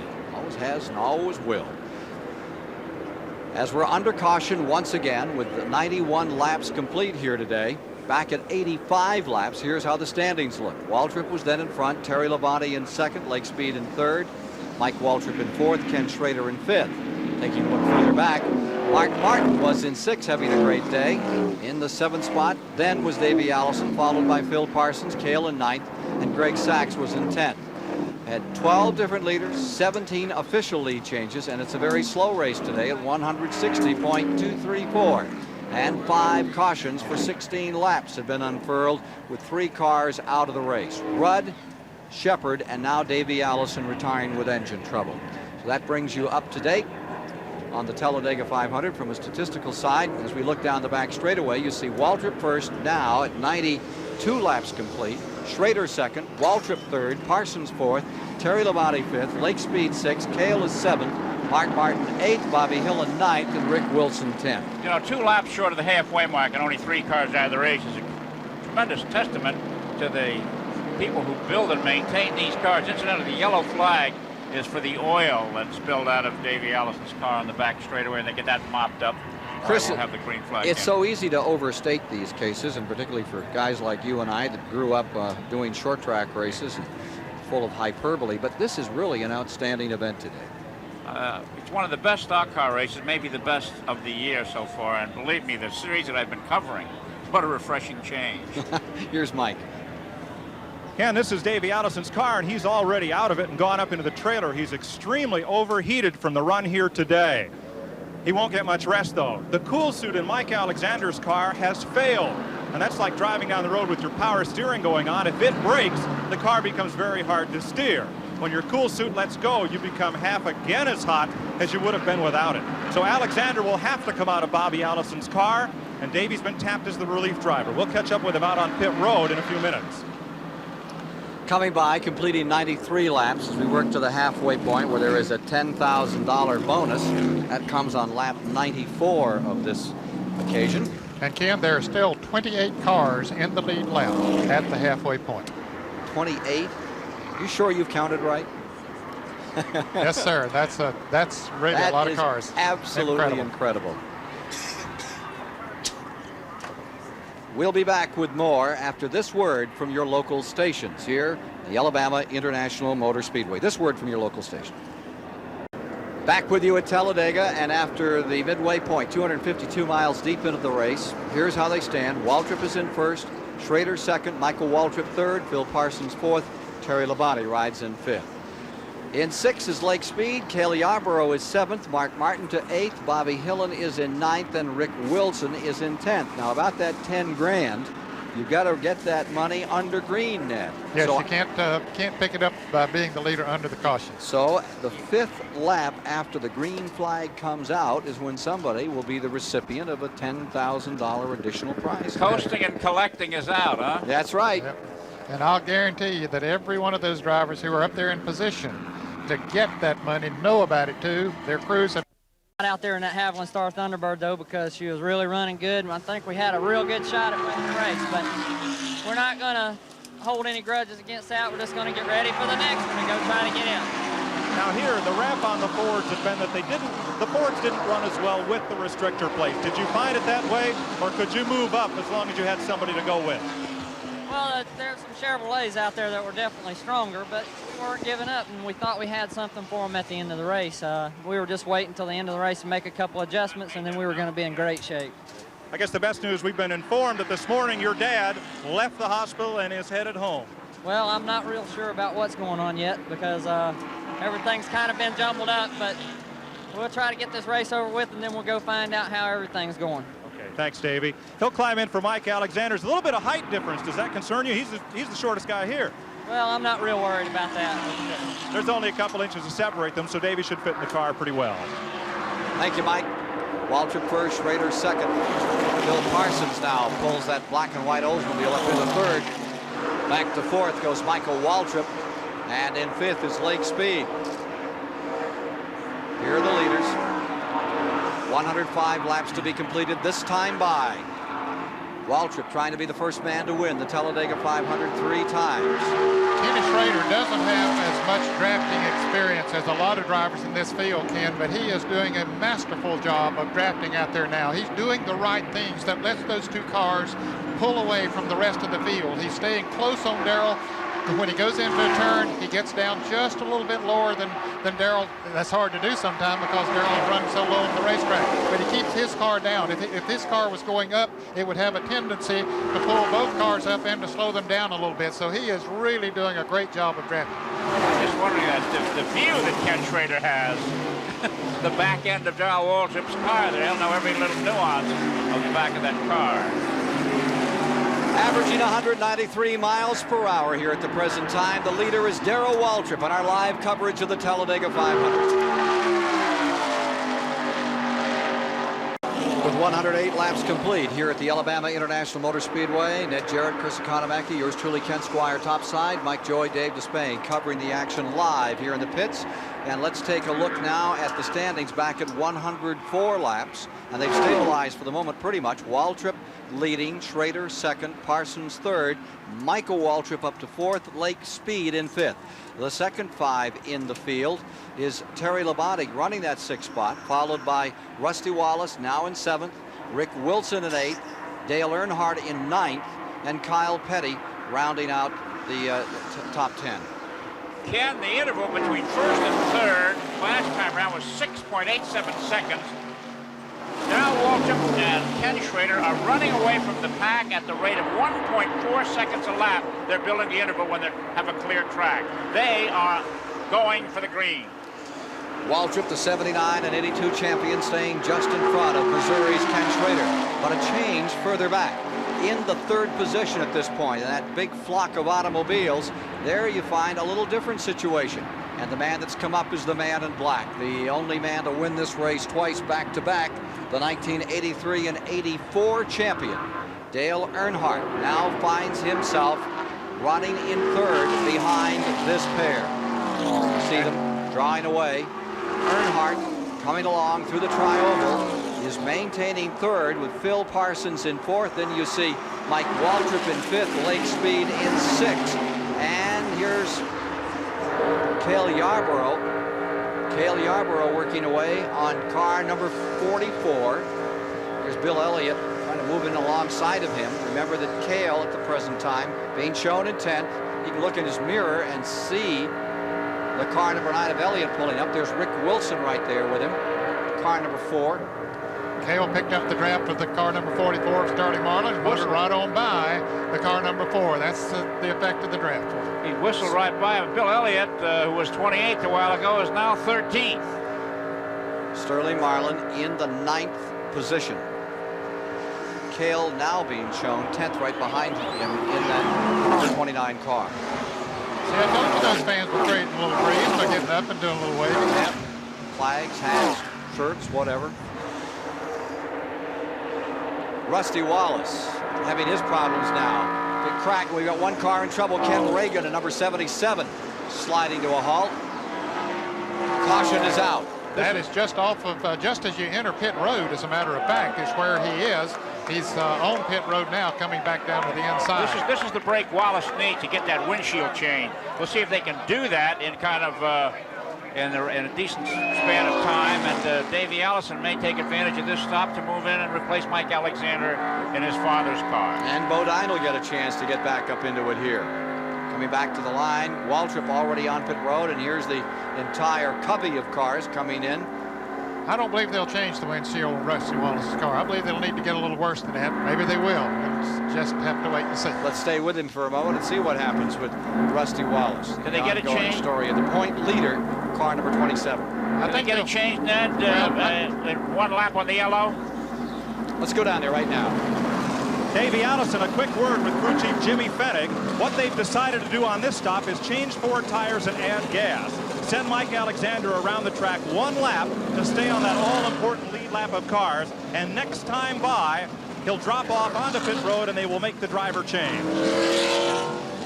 That'll give Mike Alexander time to get his belts off and everything ready to jump out of the car without any delay. Yeah, and it's pretty tough to change drivers with all the safety paraphernalia that they have to unhook, the radios and all of those kind of things. And trying to do that when you're changing tires and servicing the car otherwise, it's almost impossible to do. So that's a good smart move on their part to do it in this manner. Davey Allison about to step into his father's car. Let's talk for just a moment about the substitution of drivers in a race here. They can change drivers for qualified drivers in an event. Yes, any driver who has made practice runs during the days leading up to an event can get in any car out there and drive. And of course, Davey Allison, as we know, started in the car number 28, had an engine problem, so he is eligible to get in any other car out there. One consideration, as Mike Joy pointed out, is the size of the drivers. So Davey is a little taller than Mike Alexander, but I'm sure that they'll make the adjustment and Davey will be able to fit in there okay. But as far as the points are concerned, now the points for this car will go to Mike Alexander. Davey would only earn points in the car that he started the race in. 112 laps will be complete this time by. Ken Reagan bringing out the caution is already back on the track, and I believe we can take another look at what happened to Ken Reagan.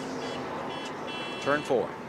Okay, as he comes off of turn 4, let's see where he is. Driver change coming up. Let's follow this for just a moment, then we'll get back to that instant Reagan. Well, you saw Mike Alexander come out of the car, Davey Allison getting in it, and of course the crew reaching in the window to help hook up all the safety paraphernalia. 5-point seatbelt system. Yes, it's very easy to get it loose because you just flip one, not a button, but one little tab there, whatever, and it's all loose. But you got to tie it all back together. What if the safety harnesses are loose and the driver's out there racing? Well, they can tighten them. They can tighten the shoulder harness, and most of the drivers will, and even the seatbelt. They'll pull on them, even when they're going down the straightaway to be sure that they're tight. You can cinch it up easily. Yes, you can. And when you go into the turns, you have so much G-force that it feels like that the shoulder harness, are falling off your shoulders because you're down in the seat so much. But then you hit the straightaway and it tightens up again. And so that will make the driver want to tighten them up because he feels them loose in the turns. Tremendous cheer from the crowd as Davey Allison brings out his dad's colors here. Wouldn't it be something if he'd go on to win this race? Mike Alexander getting some oxygen here. See, he ran last night in a Grand National race. Hampton, Virginia. Second in points in that series. Running hard. Mike is with Mike Alexander right now. Well, he looks really warm. Jimmy Fennick giving a little congratulation. Boy, do you look hot. Well, it is. You know, it got awful hot yesterday. I don't know that I can do both. It's a great national deal in the Winston Cup. Need to concentrate probably on the Winston Cup. These guys work too hard. My guys work hard. I just hate to let them down this way, you know. Well, now, what's that cool suit feel like if it stops working or stops giving you all that air conditioning? Well, it's hot, pal, I tell you. I never knew how hot it could get in one of them race cars. I figured in Daytona it was pretty hot. They said you got a little overheated in the race last night. Yeah, we just didn't do any good in that race last night, and I really worked myself to death trying to keep up. I need to concentrate for these boys, I believe. They're working too hard for me. Car's capable of winning the race. Well, good run today. You had a hard time trying to keep this thing on the lead lap with all that happened. Well, I'll tell you, the hardest thing is to do is to get out, Mike. These guys work too hard, and I'm kind of ashamed, but I'll make it up to them. Thank you. That's Mike Alexander. And Richard Petty has a saying about this, Pat. He says that you may give out, but you never give up. Let's take a look at what happened to Ken Reagan right here in replay. Okay, he was down on the inside and apparently lost it. He could have blown a tire. Gets down on the grass on the inside as the other cars go by. That's a long spin around and around. He hopes he doesn't hit the inside wall, but he does. Yeah. Hits with the right rear quarter panel. That's the reason for this caution. And that would be the 6th caution of the day. We asked Davey Allison if he thinks of his father, Bobby, while driving. When I see someone else crawling in his car or getting out of his car, that's when I think about it. It seems strange to see that number 12 down here with somebody besides Bobby Allison driving it. And that's tough to deal with sometimes. But, he's coming along real well, and that makes it a little bit easier to accept. Maybe he'll be back in there before too long. That's what everybody wishes. Mike? Well, let's get the latest word from Eddie Gossage, who's the spokesman for the Miller Brewing Company, and throughout this last 6 weeks has been the spokesman for the Allison family and the team. What is the latest on Bobby's recovery? Mike, we've got some great news. Bobby checked out today from the hospital in Allentown, Pennsylvania. He has flown to Birmingham. He is now in a local hospital, Lakeshore Hospital, and he'll continue to undergo physical therapy for the next couple of weeks at least. Now, Eddie, give us an idea. He's made some remarkable recovery just in the last 2 to 3 weeks. Well, he has. 3 weeks ago I saw him, and I really don't know if he knew who I was. Last week I walked into his room, and he looked up and said, "Goose," which is what he's always called me. And we had a good conversation, so it's coming back to him, and we hope just a matter of time before we get him back out here. But, we'd be tickled if Davey could win this race in his dad's car today. Do you think he'll be in that Savola Brothers car come Daytona? I don't think it's fair to place a timetable on it.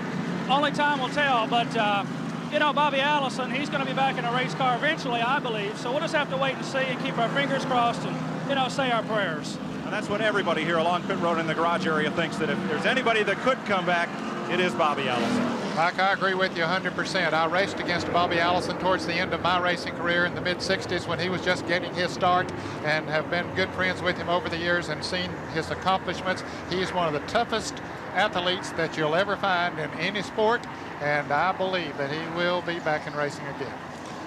Well, the sentiment is correct. The number has changed. Go Davey Go is now number 12, his own car having retired, and it is Davey Allison subbing for Mike Alexander, subbing for Bobby Allison. And we mean subbing. We fully expect to see Bobby Allison, the leader of the Alabama gang, showing that steady hand which has been so masterful through so many Grand National and Winston Cup races over the year. That is just sensational news. Bobby Allison leaving the hospital in Pennsylvania, coming back to the Birmingham area.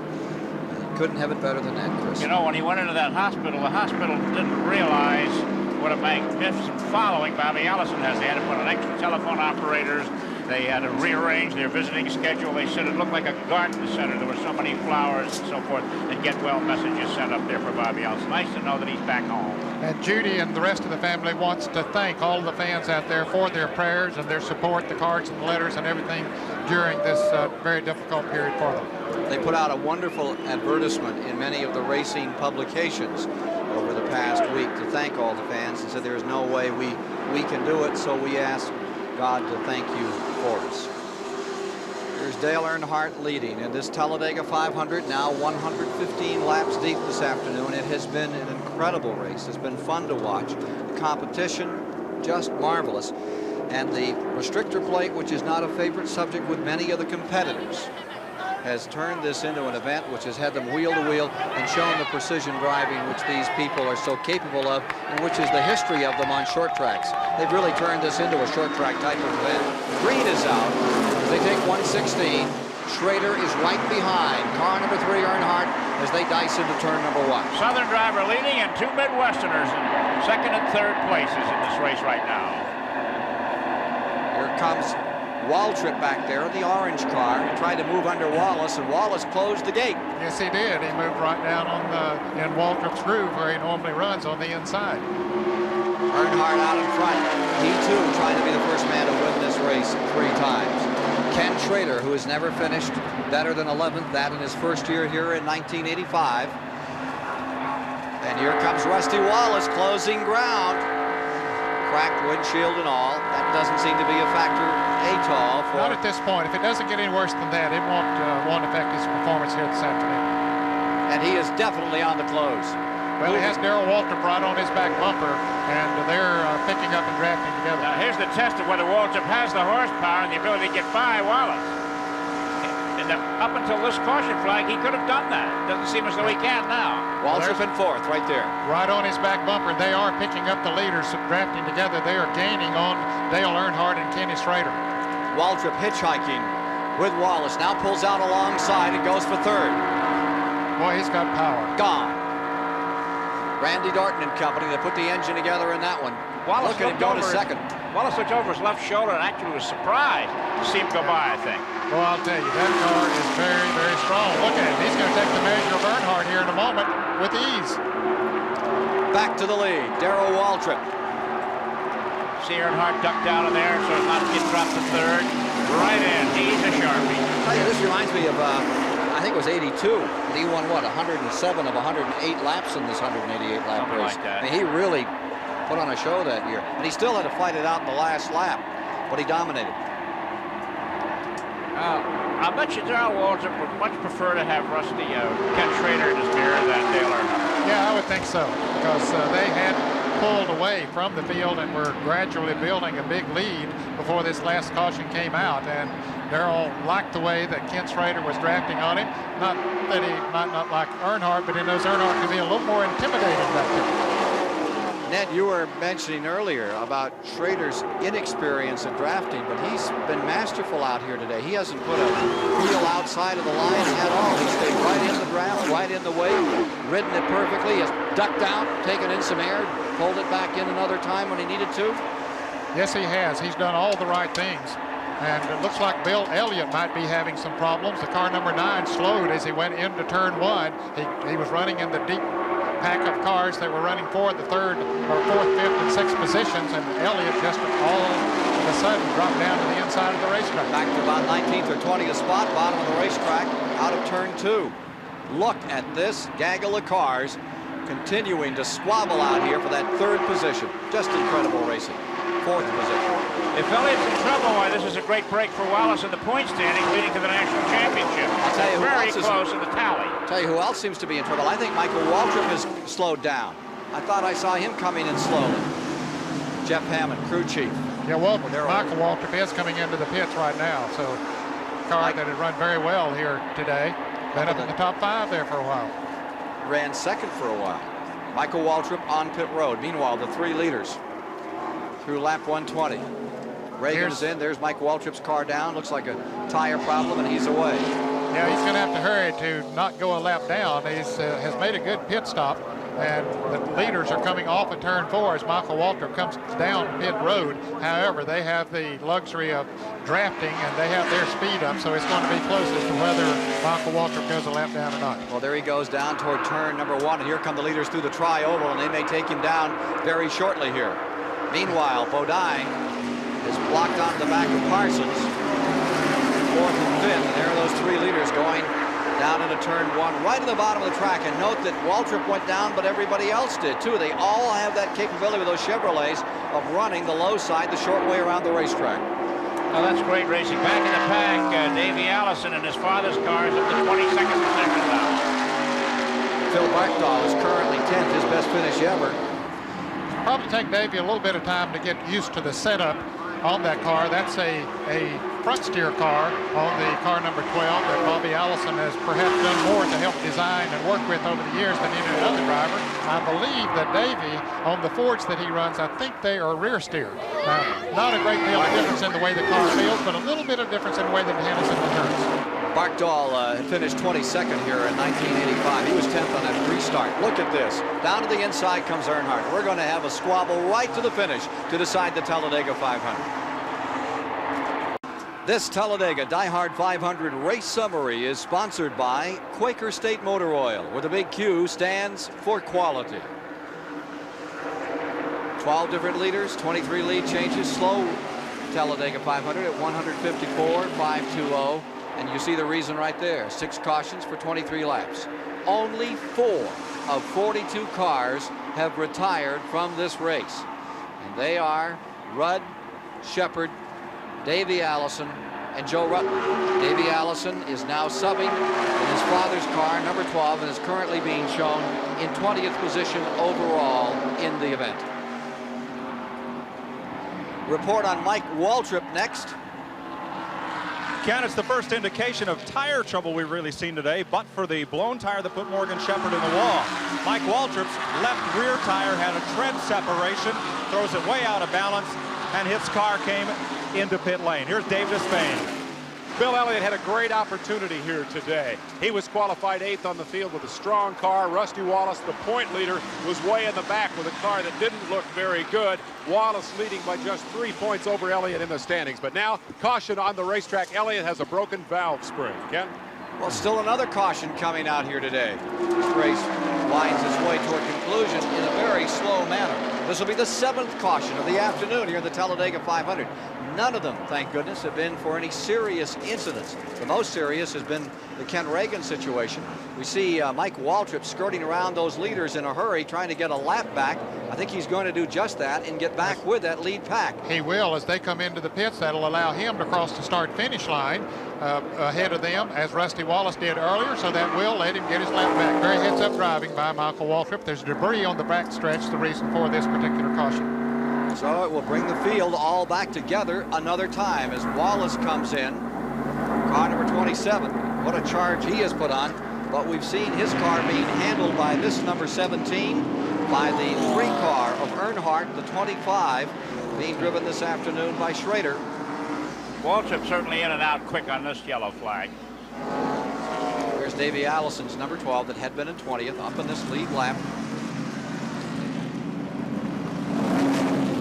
Rusty Wallace away. Oh, slipping around Richard Petty's number 43, which had been shown in 19th on our last rundown. So, caution again is the story here with 127 of 188 laps complete in the 20th running of the $500,000 Talladega 500. Well, later this afternoon, following our Talladega 500 live here in Alabama, it's the Buick Open. Scott Verplank continuing to lead. Stay tuned for the action there. Pat Summerall, Ken Venturi to bring you the story from Michigan of the Buick Open here on CBS later today. here in the Talladega 500. Guess who's out in front? None other than car number 14. Under this caution, Supertex. A.J. Foyt goes into first place. There he is. Darrell Waltrip is in second. Ken Schrader is in third. Been a while since we've seen A.J. up in front. That's Chris? right. He's been driving a lot this year in all forms of racing, and I believe this is the first time he's led a NASCAR race this year. And of course, this yellow flag going doesn't seem to be up to the old Foyt form, unfortunately. 4 times a winner of the Indy 500, and looking for number 5 when 1989 rolls around. Here's Mike Joy.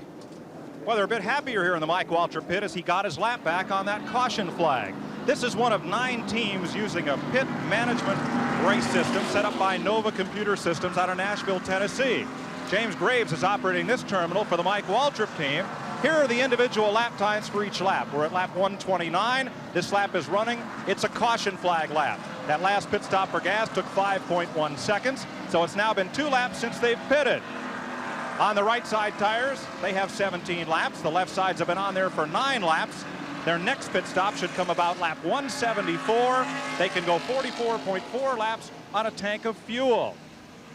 Race lap total 188. They're getting almost 6 miles to the gallon, and they keep a running chart of incidents that happened during the race. After the race ends, they can match this up with a videotape, play back the whole race and their progress throughout. 9 teams along pit road today are using this system. Here's Dave Despain. Hold the phone on the Bill Elliott diagnosis. They thought it was a valve spring. They've seen some of that problem before. Dan Elliott, not the diagnosis. Not the diagnosis. We came in, found the plug wire off, got the plug wire back on. He's out, so it seems okay. So we want to get started here and see how she goes. Here's a team that's right in contention for the $500,000 championship, and you've been hung up today by a $2 lug nut and a $4 plug wire. You got to be a little unhappy. I can't wait to see what's next, but as long as we can overcome all the problems and finish the race, I'll be happy. And that is the key to winning championships. That's Dan Elliott. Bill Elliott has a strong race car again, but again, he's clear at the back. Beach time here in Alabama. That's right. I tell you, that's a suntan prospect right there. Car number 12, Davey Allison.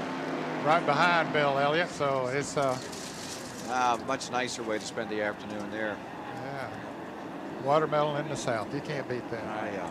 Beautiful day, and we're ready for a restart here. Heat just hangs heavy over this Alabama International Motor Speedway, as with 129 complete of 188, A.J. Foyt has appropriated the first spot. Darrell Waltrip second. Then the number 25, that deep maroon car of Ken Schrader, Sterling Marlin fourth. I thought one of the classiest things done here is the Sears people are sponsoring this race for the first time.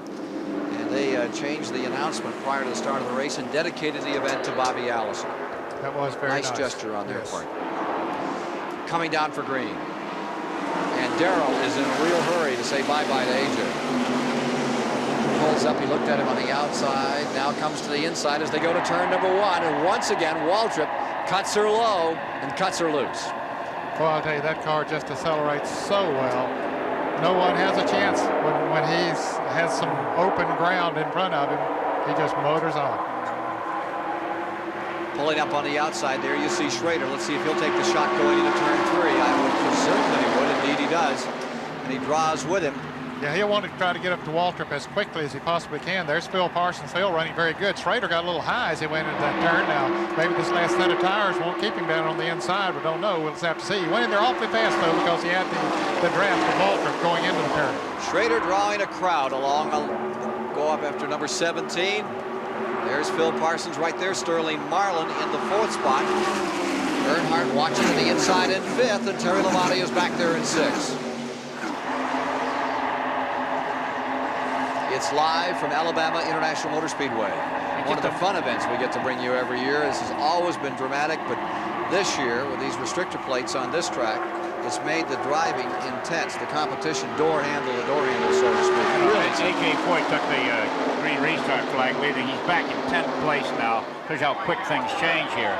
To the lead, Schrader, and here comes Parsons.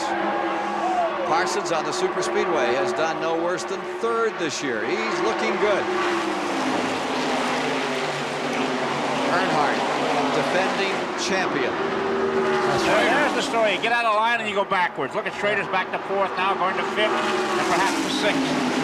Yep, get down on that inside or get out of line either way, whether it's on the inside or the outside. They'll just motor right past you. There's not a thing in the world you can do about it either. You know, it's what Rusty Wallace said in his interview earlier. You got to think about every move you make. And there's Rusty Wallace, right up behind Mark Martin, who is also having a dandy day. Now you see on the inside, Jeff Bodine has caught up to Ken Schrader. Now they might be able to work together there on the inside and at least maintain the speeds that the others are running. Back they come out of turn number 4 to complete 133 laps this time. A tremendous cluster of cars battling for the lead here. Waltrip in the favored spot. Phil Parsons second. Earnhardt third. As they come to the line, 4th spot is Marlin, 5th is Schrader, 6th Labonte, 7th Bodine, 8th on the inside is Rusty Wallace. The last time I saw a car as dominant as this number 17 was Bill Elliott in the 85 Daytona 500. This is some machine, who is saying this, washing machine that Darrell Walton's driving today.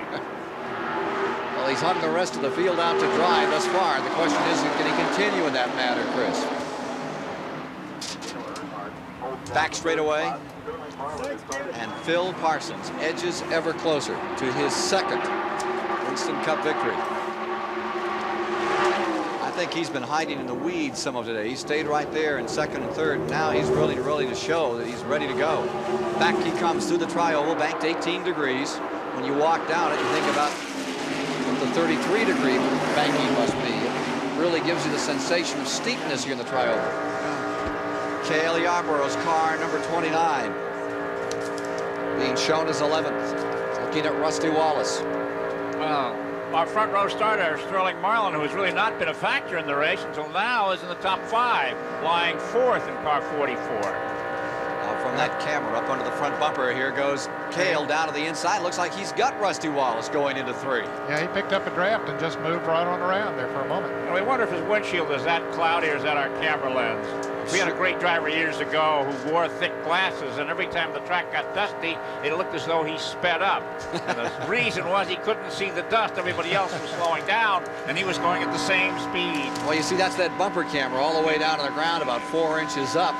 Gives you a sensational idea of what's happening. Here's Rusty Wallace, and it looks like Wallace may be sliding back a little. 88 Buddy Baker's back in the hunt again, playing it well. He and Cale Yarborough have hooked up in a draft up there, trying to gain on some of the cars in front of them. It's called a senior draft, right? Yes.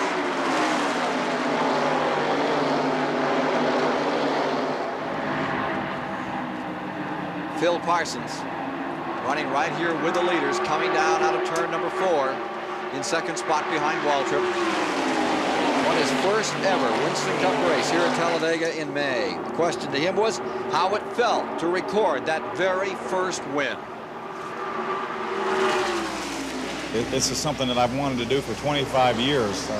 Vinny started a race when I was about 5 years old, and it's all I ever wanted to do was drive a race car. And anything I did previous to this, as far as racing goes, it was to get to this point. And to finally get there was like, you know, there's several feelings I felt. Relief by finally winning a race, you know, the world off my shoulders because we finally won a race. And I don't, other than my little girl being born, there's nothing I've ever felt that come close to this. And a man who shared in that win is Leo Jackson, the team manager. Now, a minute ago, you told him on the radio, if it was that easy, everybody'd be doing it. What were you talking about, leading this race? Well, you know, it's a little hotter now than it was in April. He's finding it a little more difficult. The track is slick. In fact, he just told me, he said, I'm having to hold my breath in every corner. Do you want him in the draft, or do you want him out front if he can get there? Well, he's right where I want him. He's in the lead right now. Oh, okay, he'll go back to watching his driver. Phil has gone to the front. Back straightaway, Schrader inching his way along on the inside on that 2-car draft with Bodine. And those Hendrick cars, look at them, all stacked up on the bottom of the racetrack. First the 17, then the 25, now the 5 takes the higher line. Waltrip going back into first, Phil Parsons falling to second, Schrader in third, Earnhardt in fourth, Bodine in fifth as they come down out of fourth. Looks like it's going to be just some kind of finish here this afternoon to finish this dramatic 500. We'll return with more live flag-to-flag coverage of the Talladega 500 after this word from your local station. The Talladega Diehard 500 is sponsored by Ford and your Ford dealer. Have you driven a Ford lately? The Diehard battery from Sears. And by Goodyear Eagle Tires, because there really is a difference. Taking a look at the leaderboard right now, Darrell Waltrip in first, Phil Parsons is second, Ken Schrader holding third, Dale Earnhardt is fourth, Jeff Bodine is fifth.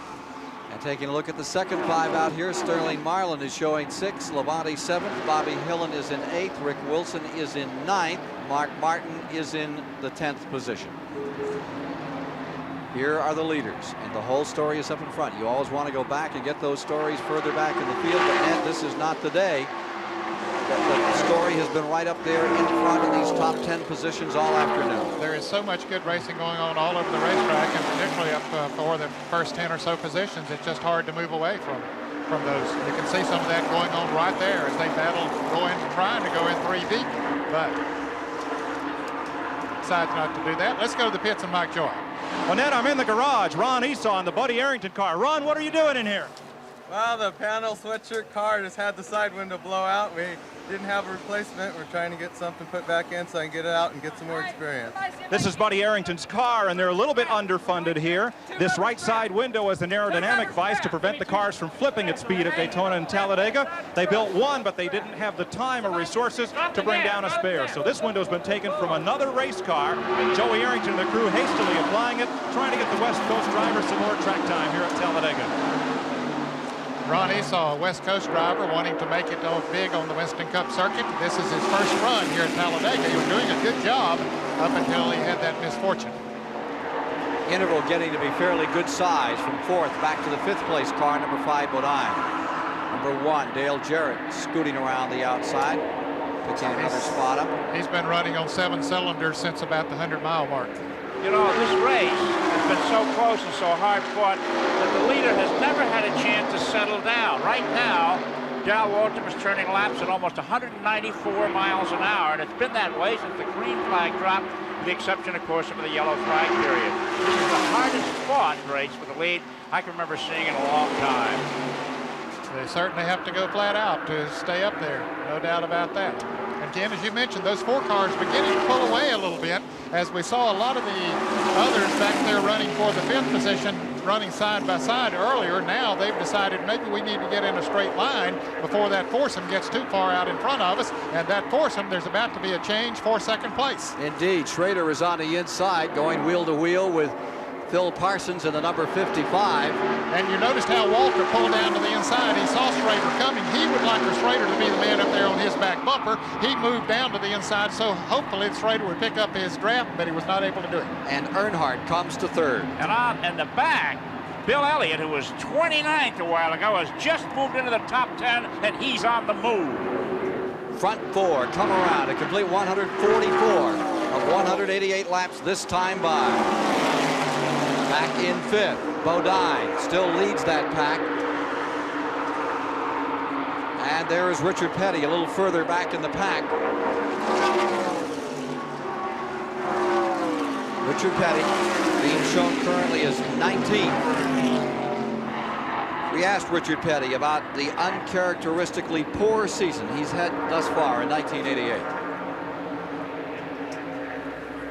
I don't think we've really had a whole lot worse season. You know, we've tore up 5 race cars and totaled out 3 of them, just completely totaled them out. The other 2 was able to fix back, and it's just been really a bad deal. We got started off bad at Daytona, and you know, run pretty good the next race, and then we crashed again. It's just been up and down all deal. And the last 4 or 5 races we've run real good, and then something happens to the car. So at least we're not hitting anything right now. Struggling through a tough season, but still loving races as much as always, celebrating his 30th year in the sport, the great Richard Petty. 60 Minutes is here, getting to prepare a feature about Richard Petty. I asked him about it. He said, yeah, sooner or later they catch up with all of us bad guys. Brett Bodine has had a little bit of a problem with his car, number 15. Brett had been running in the lead lap, but the windshield came out of his car or bursted. Anyway, he's in the pits having to replace that. Now look at this swap around. Here's Earnhardt up into second. Schrader in third. Phil Parsons in fourth. 'Tis indeed, to quote, caution is out. Caution is on the track. Oil from car number 10, Greg Sachs. I think it's Dale Jarrett in car number 1. Dale's been running on 7 cylinders since about the 40 lap mark, and apparently it just the engine gave up on it. 8th caution of the day. How close will this get us to the end of the race on fuel range, Ned? Yeah, the number 10. Kenny Bouchard's car. Bouchard. Engine pump spills some oil down. The Whitcomb Racing Stable out of New Hampshire having trouble here. You know, it's interesting. There's 42 laps left in the race. 40 you can get on a tank full. So some of these drivers, if they want to make this their last, may stay out until the very end before they make their stop. Yeah, I'd say it's going to be awfully close if they can go the rest of the way. However, they do get better fuel mileage with the carburetor restrictor plates than they do, of course, without them. And there is smoke coming from the car number 10 of They put a Ken black flag Bouchard. on him. Yeah. We have word that Mike Alexander may be getting back in the car number 12. We'll be there, of course, if that happens, as we see all the leaders come into pit. And there is Mike Alexander, ready to go back in that car. And it could be that maybe Davey just simply is not fitting that well in it. And Mike has had a chance to get some oxygen, get cooled off a little bit, so he might go back in. We'll let you know. One of the drivers who got in and out quickly was Brett Bodine. We haven't heard much from him. Let's go to Mike Joy. Getting the window net down, removing the steering wheel to help Davey Allison get out of that car. Mike Alexander's back in, and here's a cold drink waved off by Davey, and he just wants a seat and sort of waved us off. Mike is okay to get back into the car now. He has removed his cool suit.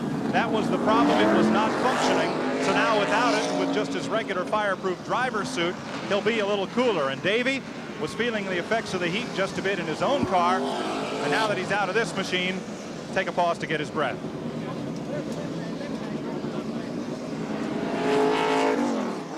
Field organizing one more time with 147 laps complete here. Ken Schrader for the moment the leader.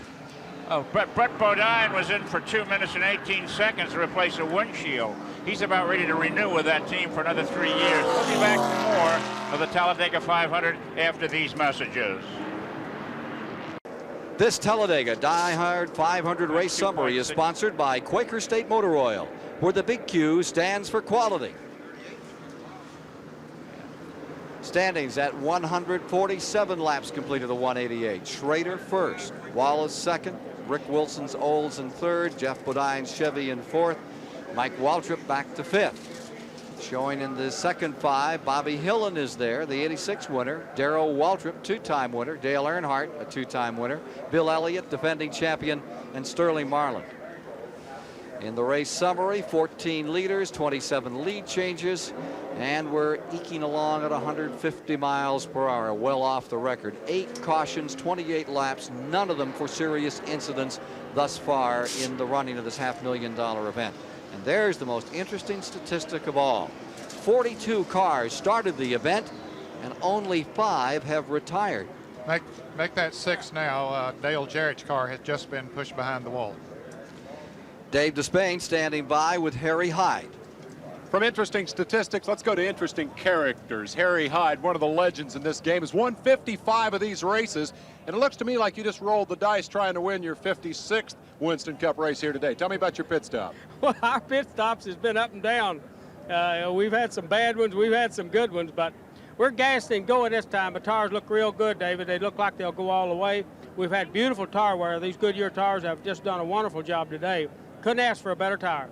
You got plenty of gas to get to the finish. We're no problem now. If, we don't have no bad luck, we can go for the finish. Here's the question. We know that Waltrip and Schrader in that order can run away from this field. We saw them do that before. If you turn that around and put your guy in front, can they run that way to the finish?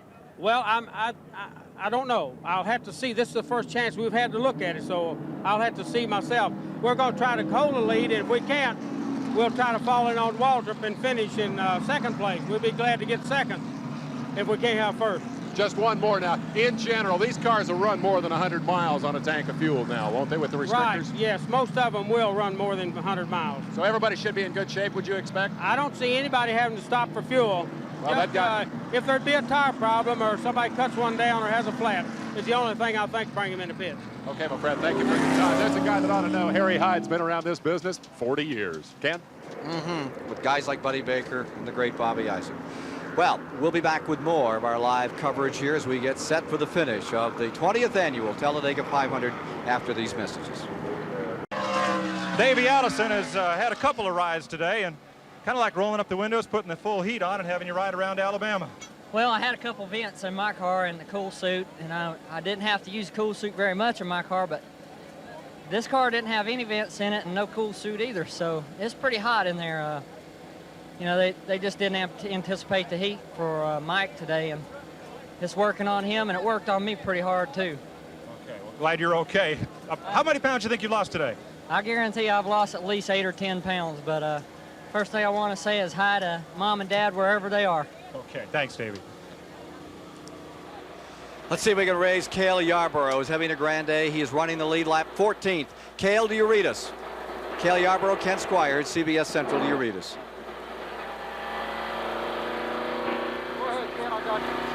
Well, you're having a pretty good day after all the misfortune of this year. You must feel pretty good about this race. Yeah, Ken, the car is running good and handling good. It's just so many cars doing the same thing. It's hard to pick the spot. But, you know, we got the 40-some laps left now. We got to do what we got to do now. Go for it, Cale. Win one for the old people. I wonder how hot he is in there. The heat never seems to bother him. After the race, he always looked like a cooked lobster, but during the race, that's Mr. Determination. Oh, he's always been one of the strongest drivers on the circuit, and certainly one of the most determined. 24 cars in the lead lap. Record is 17. Rusty Wallace up there in second place as we get set for the start. Green flag coming out. Rick Wilson third, Bodine fourth, Hill in fifth. Darrell Waltrip in sixth, Earnhardt seventh, Bill Elliott eighth, Marlin ninth as they go into turn one. Buddy Baker back in 10th. We look down, it's Mark Martin 11th, Phil Parsons 12th, Lake Speed 13th, Cale 14th, Alan Kowicki 15th, Mickey Gibbs 16th. Field is away. And Mr. Waltrip has started to come back alongside of Jeff Bodine there. He's all alone on the inside.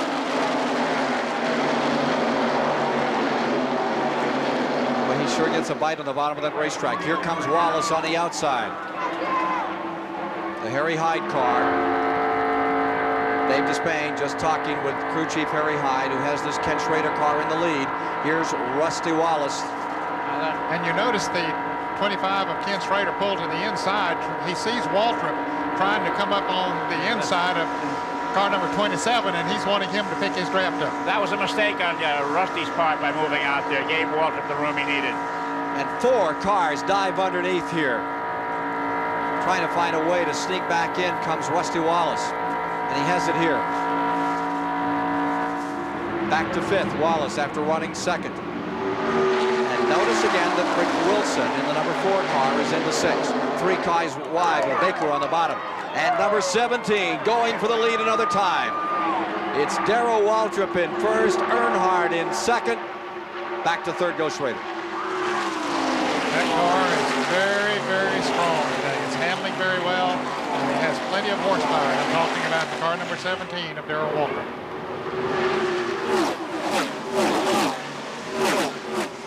What a ton of speed sounds like as it hurtles underneath you here. It's a great speed shed. You can almost feel the ground shake when they come by.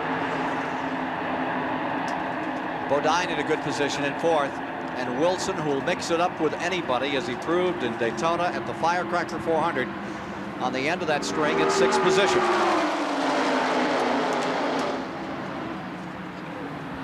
Well, we keep seeing great races. We keep talking about this series as the most competitive, and they keep proving it, Chris. That's true. Not a soul has left this racetrack today. Everybody's not only watching, but with their binoculars, as we just saw, and cheering when their favorite takes over the lead. Now, Rick Hendrick got 3 cars in the top 4 places here. What an operation this man had. And notice that car number 88 has come to 7th. Buddy Baker is on a roll, former winner here. Buddy Baker in number 88 is about 3 car lengths back from that 6th place car. And he is beginning to wind him in. That's right. One of my New Jersey neighbors, Danny Schiff, is co-owner of this car with Buddy Baker. And what a party he'll throw if Buddy can pull it off today. 55, Parsons goes to the outside. He wants to do some running up there. Baker down low. Well, Parsons definitely has one of the fastest cars if he can just get track position. He finds himself back in the pack, maybe to spend a little extra time in the pits trying to get every ounce of gasoline they could in the car so they would be sure to make it to the end of the race. Baker getting left out of the draft both high and low there from a bit of a vacuum, and he has to tuck back in, find somebody to hitchhike with. Up in front, this is what it looks like with 155 and 188 laps complete. Well, that's a new system for cooling off. Here comes Waltrip out in front. Earnhardt in second. Schrader is in third. Bodine is in fourth as they try to single it out. Waltrip crew very relaxed. How much inter-team rivalry do you think there is on those 100 cars, those 3 cars that are? I think there's quite a bit of rivalry. Tremendous rivalry. Yes, I think so. I think they try as hard to beat each other as they do to beat the other teams out there. And perhaps harder. They're separate garages, have separate crew chiefs, and distinctly separate in every respect. Yes. Nothing out of the same garage. Except for one thing, they pool the kids. The kids all play together all week long. They've all been in the pool together. Dale Jr.'s been in there, mixing it up with Barry Dotson's son, who's part of the Rusty Wallace team. There's about 4 of those kids, and they transcend all the competition. They come in there, and of course these days that find a little more liberty for them to get in with their dads and see what's going on in the garage area. But they're all good buddies, and they swap the babysitting chores around among them. Earnhardt had them all for one night, took them out to the go-kart course. The next night they all went to the movies. Quite a deal taking the kids on the road. I think the only common thing that they might have as far as the race teams are concerned is that the engines and the car 25 and 17 are built by the same group of people. Randy Dorton and Kenny Bingham and those people. There you see the leaders tightly gathered up. This could be the most dramatic finish yet. I think back to 81 and that Bouchard finish when he came from nowhere and shot down to the bottom coming through the tri-oval, feeding Waltrip and Labonte. I wonder if we're getting set for something like that again this afternoon, Chris. Well, here we see Bill Elliott. We saw him on the high side of the racetrack. He's not out of this thing yet. Once they found that plug wire off, we got him back on, and his Ford's running good again. I thought this morning that this would be Waltrip's race, but I've got to tell you, the way these guys are all hanging on to him now, I wouldn't want to put a nickel on this one at-all. Look at Bodine beginning to try the outside and he finds Earnhardt out there. He can get in a draft with him, he'll pick up some spots. And that 55 car, Phil Parsons, comes right on back up to the front. We'll be back with more and the finish of the Talladega 500 in just a moment. Two-time Talladega 500 winner Darrell Waltrip is leading now here this afternoon with Dale Earnhardt just about 3 feet behind him. Jeff Bodine is in third, Ken Schrader is fourth, and Phil Parsons maintains the 5th position. Those are the front 5, and let's right now get a report from the pits. I'm standing with Richard Childress, the car owner for Dale Earnhardt and a former driver himself. This was your first Winston Cup start right here, but today it seems like this is a whole different ball game than 1969. Yeah, a lot of things have changed in the sport. This was a year that they boycotted in '69, and I was running the Grand American race, and I ran this race here, so I enjoy coming here and enjoy racing. So you've run here a lot, but what can you tell your driver right now? He's in second place. Is that where you want him? Well, he's only one that knows now. We hadn't been talking about who's stronger, him or Darrell or who, but Darrell looks good. There's several cars that look real good, but I think we'll be right there with him. Now, how about your crew here on pit road? We have our handy-dandy thermometer, and in the sun it is 110 degrees. It's hot. You know, we all just been trying to stay as cool as we can, putting water on us or whatever, so we'll be ready. We'll be ready if it comes down to the end for whatever we need to do. Has Lou LaRosa put enough horsepower under that hood for Dale to get by, Darrell? Well, he's done real good. The whole shop has. You know, we improved the car. Last time we were here in May, we got it crashed. This time, the whole engine shop, Lou LaRosa, they've improved the engine. Something's happened to number 17. And something's happened to Waltrip's car. Waltrip just coming off the pace. Slowing down on the inside of the track. Waltrip is not a favorite here at Talladega, and the crowd is cheering the fact that it appears as though he's in trouble. We're still under green. There is no caution out. Whatever it was internal in number 17, and Earnhardt takes over in first. Earnhardt to first, Bodine to second. Here's Dave Despain. Darrell Waltrip comes on pit road crew over the wall quickly. Their chance of victory gone. They want to salvage the best they can out of it now. They're going into the carburetor. The initial indications were that it might be ignition, but now they're going under the air box to try to find the problem. Now they're going down to the rotor button. It looks like it will be in the distributor, and they had to get that air cleaner off to make way. An ignition problem apparently for Darrell Waltrip.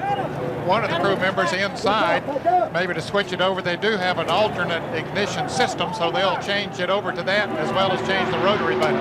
1 lap down. If anybody ever deserved to win a race today, it's Darrell Waltrip. Look at that look on his face. He flat had them covered for most of the afternoon. But you got to be there at the finish. Awfully disappointing. Look at the fatigue. I want to go talk to him. I'm going to go talk to him.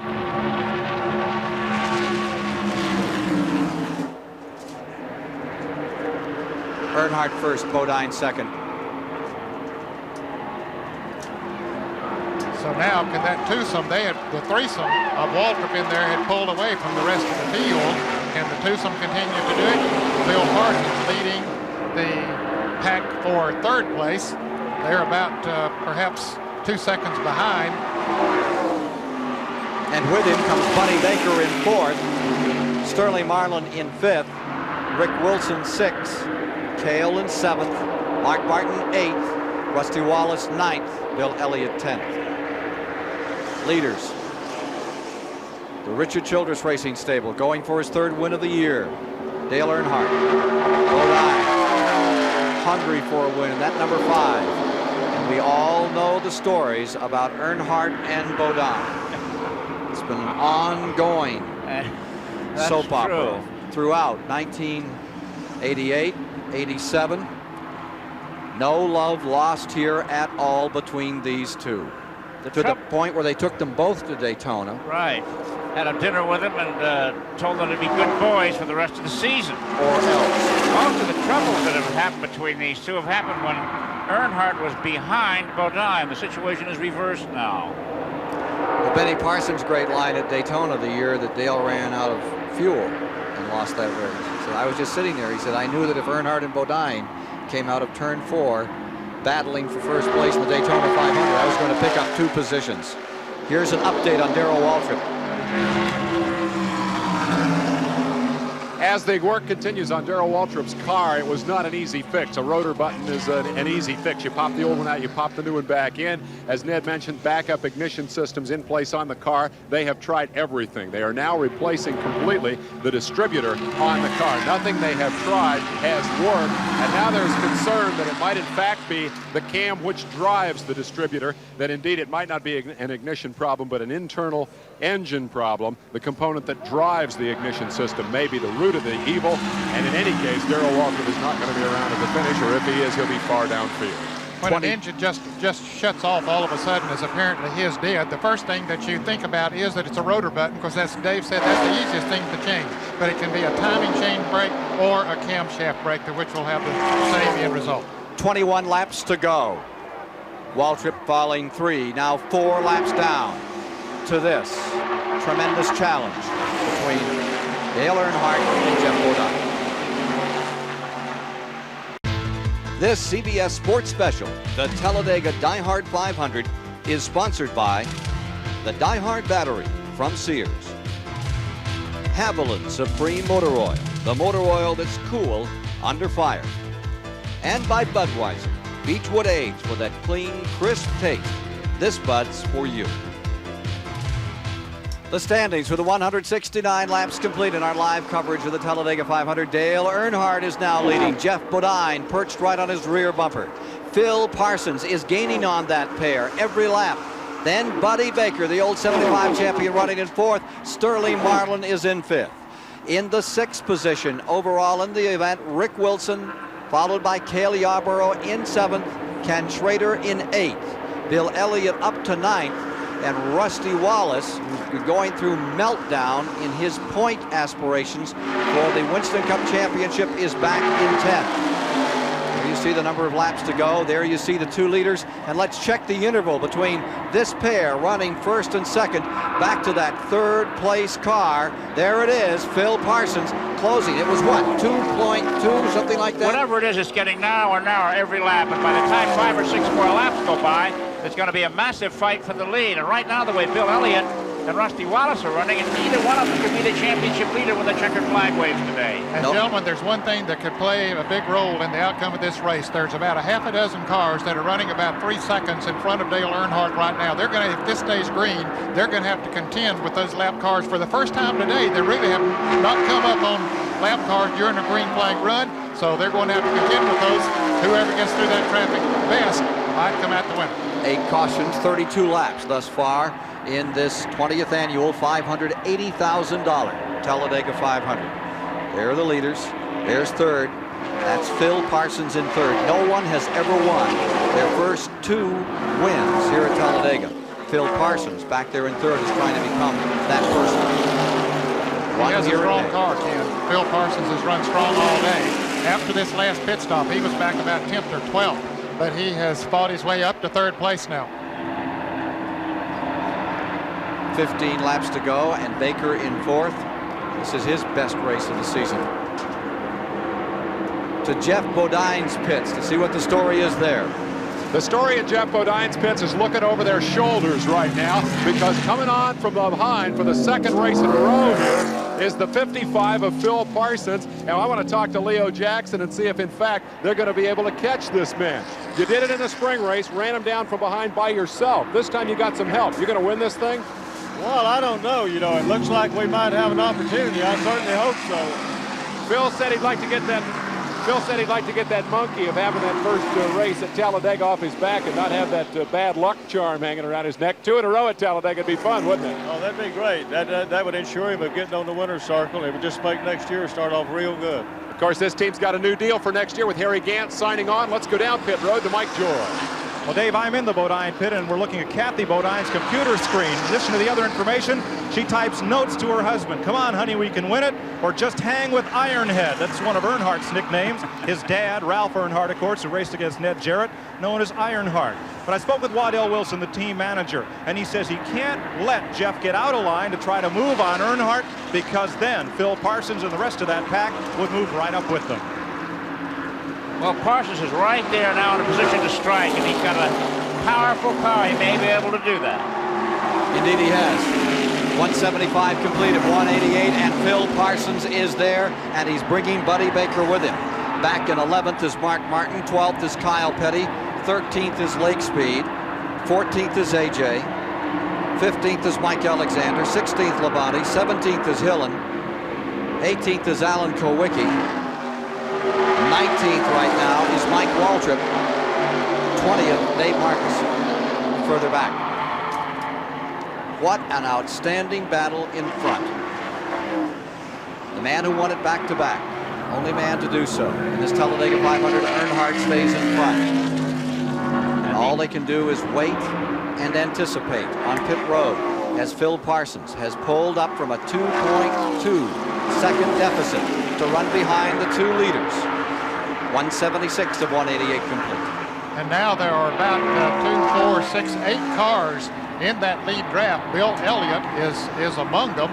However, just as I was saying that, as it went into turn 1, the 5th place car, number 44, they slipped back just a little bit. I don't know if they've lost the draft of the lead cars or not. The 4 of them there, those Buddy 4. Baker's got to be licking his lips here. It's been 111 starts since he won the 1983 Firecracker 5 years ago, and he's about how many feet away from the lead there? 50 feet? 60 feet? That's very far. He's been here for every Talladega 500. One of only 2 drivers to have that record. He and Richard Petty have appeared in 19 events. There's Mike Alexander going to lap down on the inside in the car number 12 as they move around him. That's a funny record. I can't, because as I recall, this was the Talladega 500, which some of them didn't run. And I remember that Richard Petty didn't run. Yeah. 10 laps to go. It's in the book, though. That was Kathy Bodine, wife of Jeff Bodine, that we saw there just a moment ago.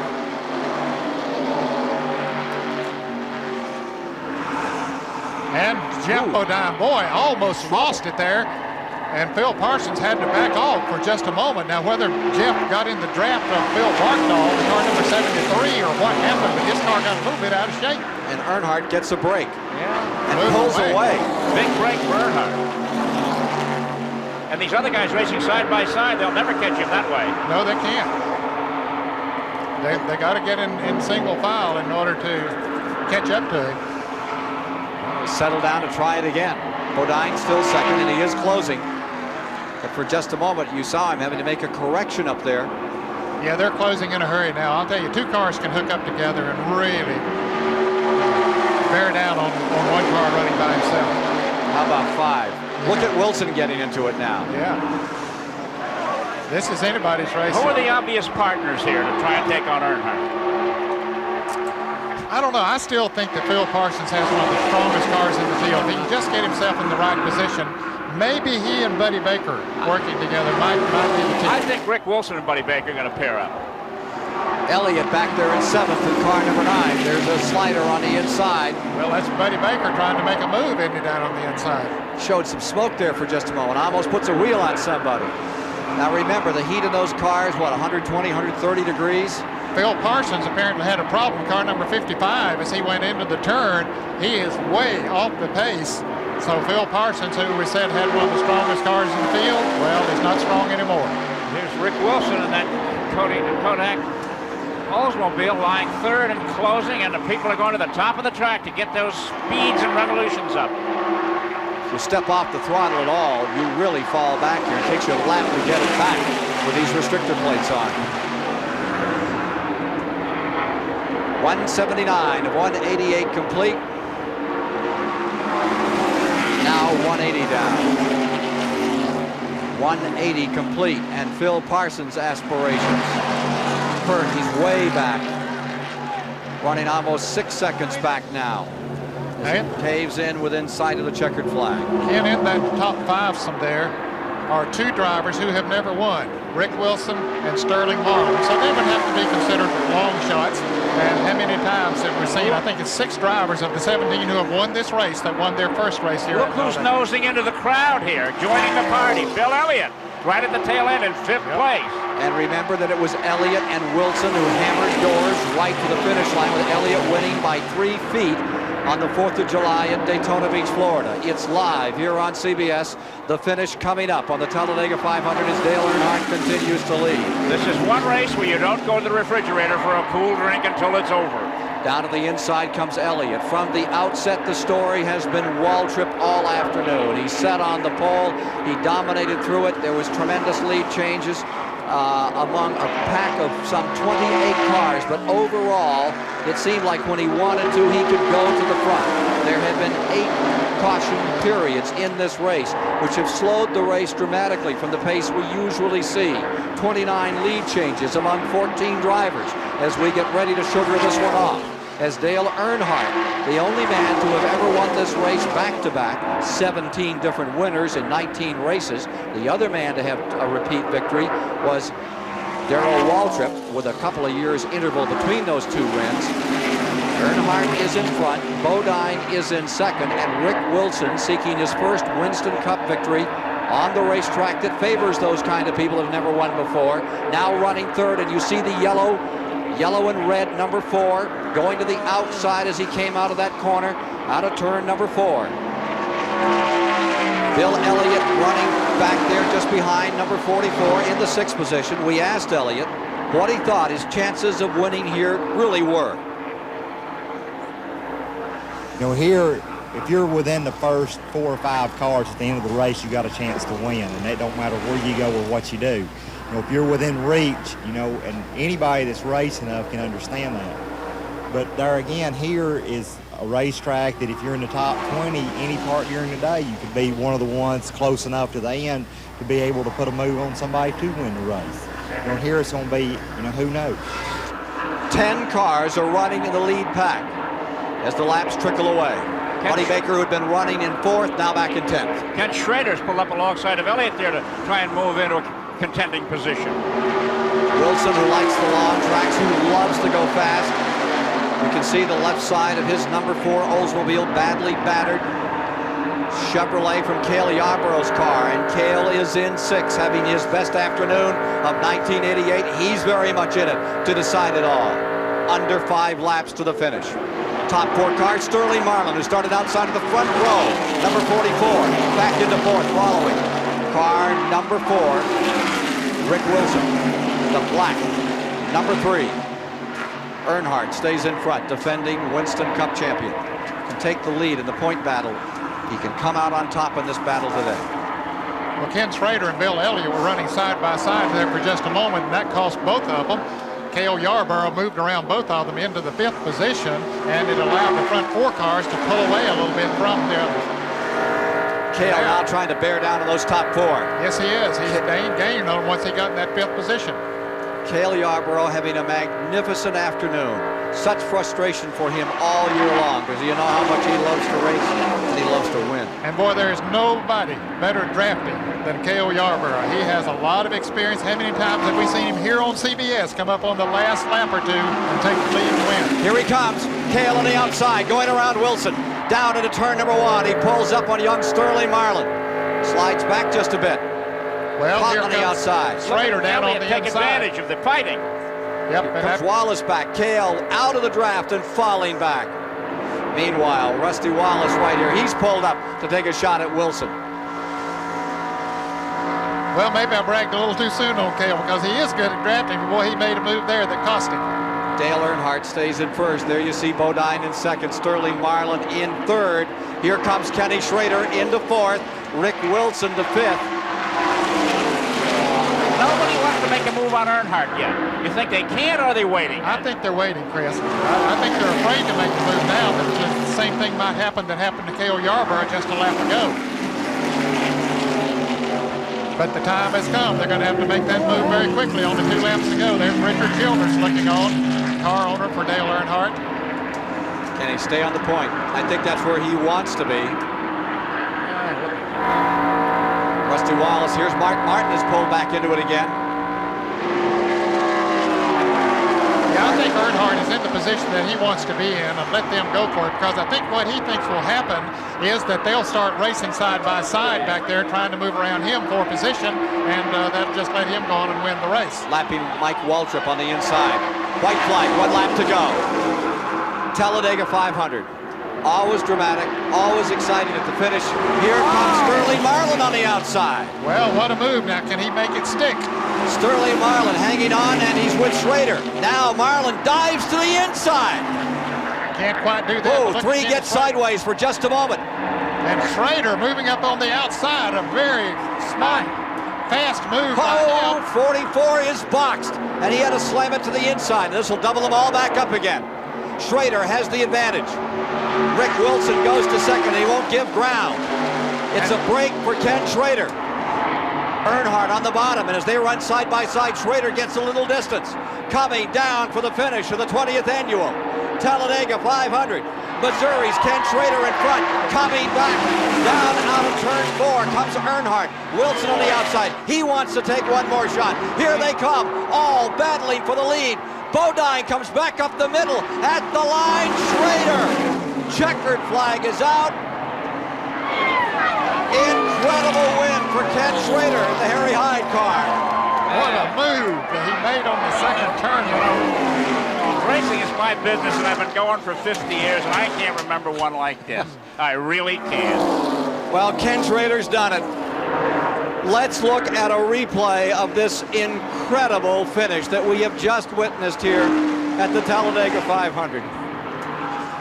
Here they come, every one of them battling for position. Nobody a lap down through the tri-oval. Schrader up on the outside. Look at Earnhardt sideways, getting it back. And at the stripe, it is Ken Schrader who made his unquestionably correct move. It's a photo for 3rd. Oh. 2nd was Jeff Bodine, and as you say, a photo for 3rd between Rick Wilson and Dale Earnhardt. Well, wow, Ken Schrader. what racing. has won. I'll tell you, the coolest person under fire today has been our statistician keeping the score. Ann Schrader never looked up as her husband came to the line, just kept on writing down numbers. I can't believe that. They're a pretty good group. We need to release her so she can get in victory lane with her husband. Well, there you see the winner. We're very, very late. Standing by for the Buick Open, you see Ken Schrader headed into victory lane. For Ned Jarrett, Chris Economaki, Mike Joy, and Dave Despain, I'm Ken Squire saying so long from the Alabama International Motor Speedway.